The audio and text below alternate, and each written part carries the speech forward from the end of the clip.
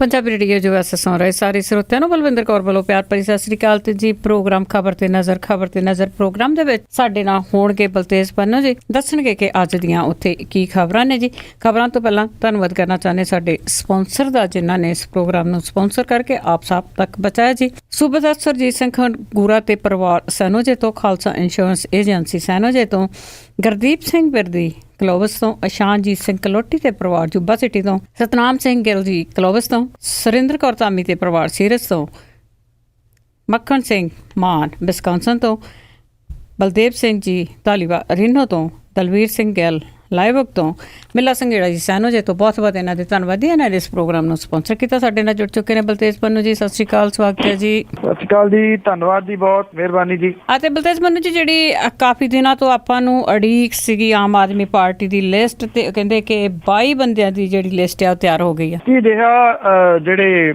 Aam Aadmi party ਦੇ national convener ਨੇ ਅਰਵਿੰਦ ਕੇਜਰੀਵਾਲ ਹੋਰਾਂ ਨੇ ਵਿਪਾਸਨਾ ਧਿਆਨ ਪ੍ਰੋਗਰਾਮ ਦੇ ਉੱਤੇ ਜਾਣ ਤੋਂ ਪਹਿਲਾਂ ਜਿਹੜੀ ਹੈ ਜੀ ਇਹ ਹਰੀ ਝੰਡੀ ਇਸ ਲਿਸਟ ਨੂੰ ਜਿਹੜੀ ਆ ਉਹ ਦੱਸੀ ਜਾਂਦੀ ਆ। ਜਿਹੜੇ ਅਰਵਿੰਦ ਕੇਜਰੀਵਾਲ ਹੋਰੀ ਆਪਣੇ ਨਾਲ ਦੇ ਸਾਥੀ ਦੁਰਗੇਸ਼ ਪਾਠਕ ਹੋਰਾਂ ਸਣੇ 12 ਦਿਨਾਂ ਦੇ ਵਾਸਤੇ ਜਿਹੜਾ ਜੀ ਇੰਟਰਨੈਟ, ਫੋਨ, ਅਖਬਾਰਾਂ ਜਿਹੜਾ ਜੀ ਇਹਨਾਂ ਤੋਂ ਕੱਟੇ ਰਹਿਣਗੇ। ਜਿਹੜਾ ਜੀ ਉਹ 12 ਤਰੀਕ ਨੂੰ ਜਿਹੜਾ ਜੀ ਉਹ ਵਾਪਸ ਆਉਣਗੇ ਔਰ ਉਸ ਦਿਨ ਮੁੜ ਕੇ ਆਪਣੀਆਂ ਸਰਗਰਮੀਆਂ ਜਿਹੜੀਆਂ ਜੀ ਉਹ ਆਰੰਭਣਗੇ।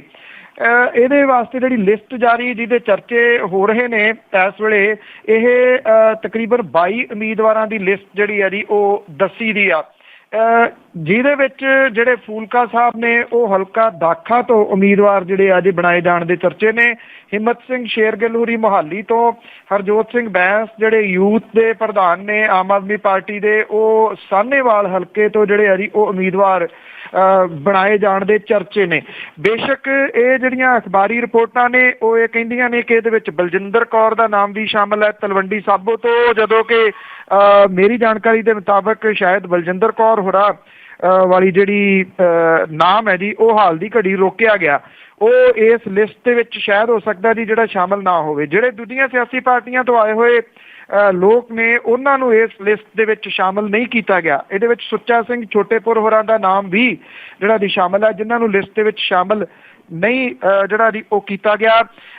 ਇਹ ਜਿਹੜੀ ਲਿਸਟ ਹੈ ਜੀ ਇਹਦੀ ਇੱਕ ਅਹਿਮ ਚੀਜ਼ ਜਿਹੜੀ ਉਹ ਇਹ ਹੈ ਕਿ ਮਾਲਵਿਆ ਖੇਤਰ ਦੇ ਵਿੱਚੋਂ, ਬਠਿੰਡੇ ਖੇਤਰ ਦੇ ਵਿੱਚੋਂ ਇੱਕ ਰਿਜ਼ਰਵ ਸੀਟ ਹੈ, ਜਿਹਦੇ ਉੱਤੇ ਦਲਿਤ ਭਾਈਚਾਰੇ ਦੇ ਨਾਲ ਸੰਬੰਧਿਤ ਇੱਕ 27 ਸਾਲਾਂ ਦੀ ਨੌਜਵਾਨ ਲੜਕੀ ਜਿਹੜੀ ਕਿ PhD ਕਰ ਰਹੀ ਹੈ, ਉਹਨੂੰ ਵੀ ਉਮੀਦਵਾਰ ਜਿਹੜਾ ਜੀ ਉਹ ਬਣਾਇਆ ਗਿਆ।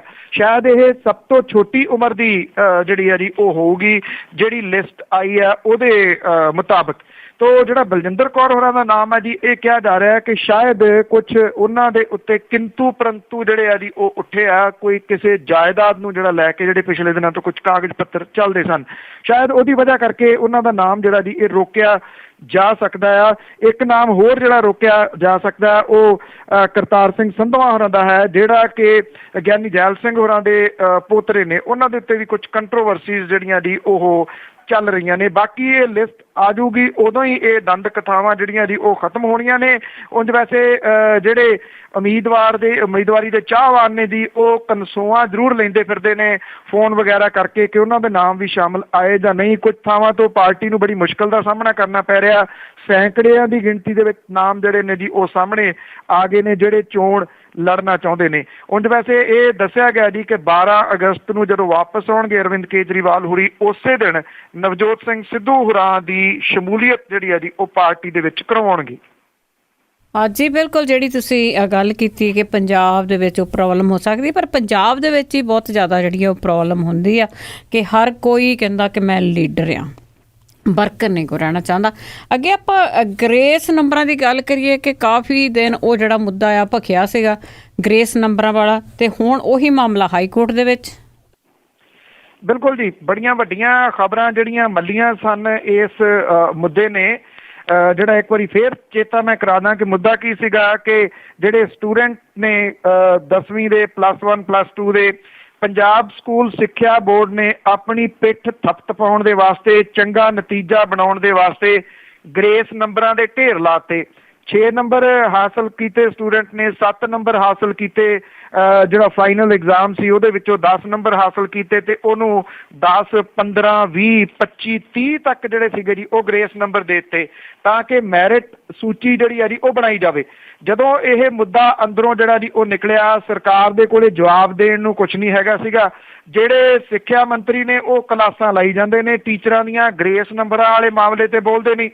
ਹੁਣ ਜਿਹੜੇ ਵਕੀਲ ਨੇ ਕੈਚਸੀ ਅਰੋੜਾ, ਉਹਨਾਂ ਨੇ ਪਟੀਸ਼ਨ ਜਿਹੜੀ ਉਹ ਪਾਤੀ ਪੰਜਾਬ ਹਰਿਆਣਾ ਹਾਈ ਕੋਰਟ 'ਚ, ਔਰ ਨੋਟਿਸ ਜਿਹੜਾ ਜੀ ਉਹ ਜਾਰੀ ਹੋ ਗਿਆ ਪੰਜਾਬ ਸਰਕਾਰ ਨੂੰ ਵੀ, ਪੰਜਾਬ ਸਕੂਲ ਸਿੱਖਿਆ ਬੋਰਡ ਨੂੰ ਵੀ।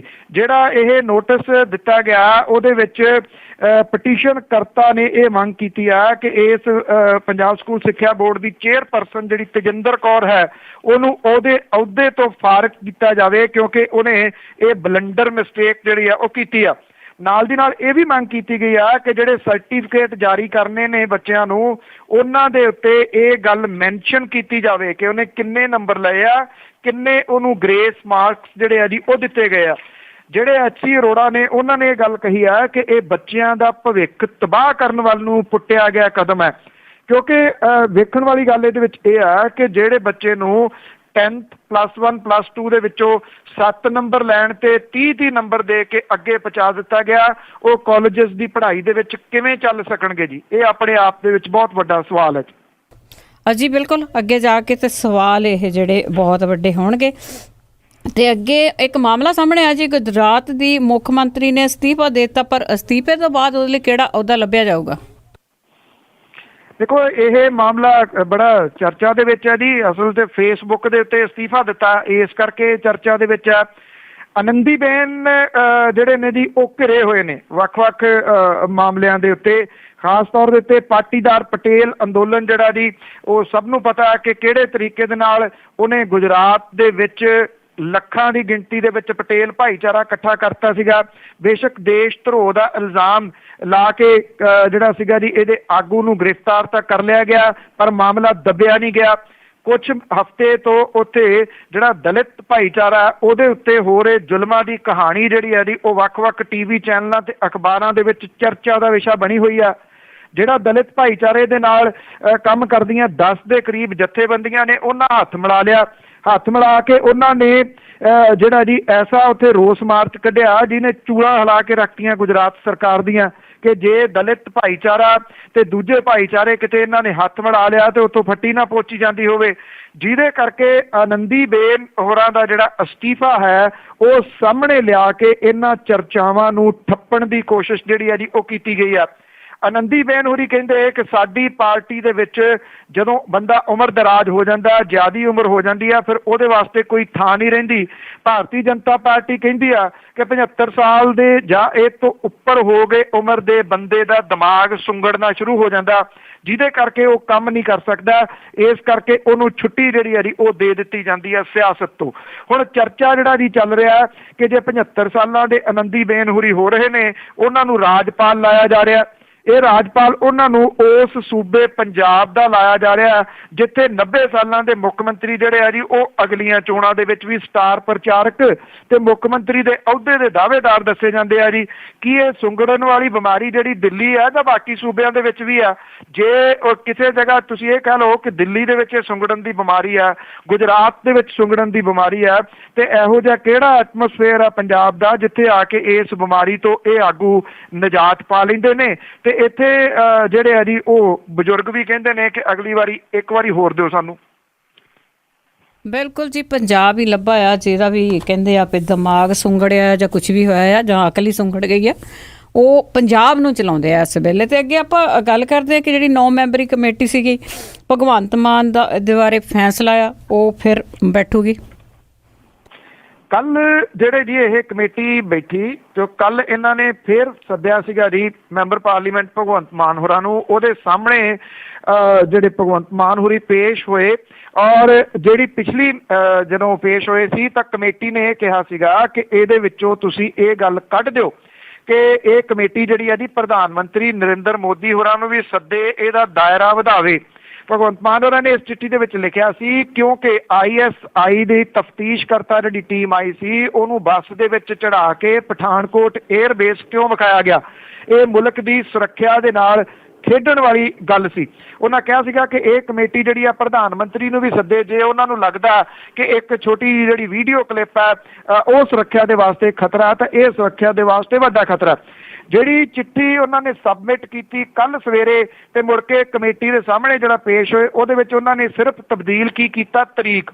ਉਹਨਾਂ ਨੂੰ ਜਦੋਂ ਪੁੱਛਿਆ ਗਿਆ ਕਿ ਤਬਦੀਲੀ ਕਰ ਲਈ, ਉਹ ਕਹਿੰਦੇ ਮੈਂ ਤਰੀਕ ਬਦਲਤੀ ਆ, ਪਿਛਲੀ ਤਰੀਕ ਹੋਰ ਸੀਗੀ, ਅੱਜ ਦੀ ਤਰੀਕ ਹੋਰ ਆ, ਬਾਕੀ ਜਿਹੜਾ ਮਜ਼ਮੂਨ ਆ ਜੀ ਉਹਦੇ ਵਿੱਚ ਕੋਈ ਤਬਦੀਲੀ ਨਹੀਂ ਕੀਤੀ ਗਈ। ਉਹਨਾਂ ਕਿਹਾ ਕਿ ਉਹ ਆਪਣੇ ਇਹ ਲਿਖੀ ਹੋਈ ਚਿੱਠੀ ਤਸ ਤੋਂ ਮਸ ਨਹੀਂ ਹੋਣਗੇ, ਇਦਾਂ ਹੀ ਰੱਖਣਗੇ। ਜੋ ਫੈਸਲਾ 9 ਮੈਂਬਰੀ ਕਮੇਟੀ ਨੇ ਲੈਣਾ ਉਹ ਆਪਣੇ ਤੌਰ ਤੇ ਤੁਸੀਂ ਲੈ ਲਓ।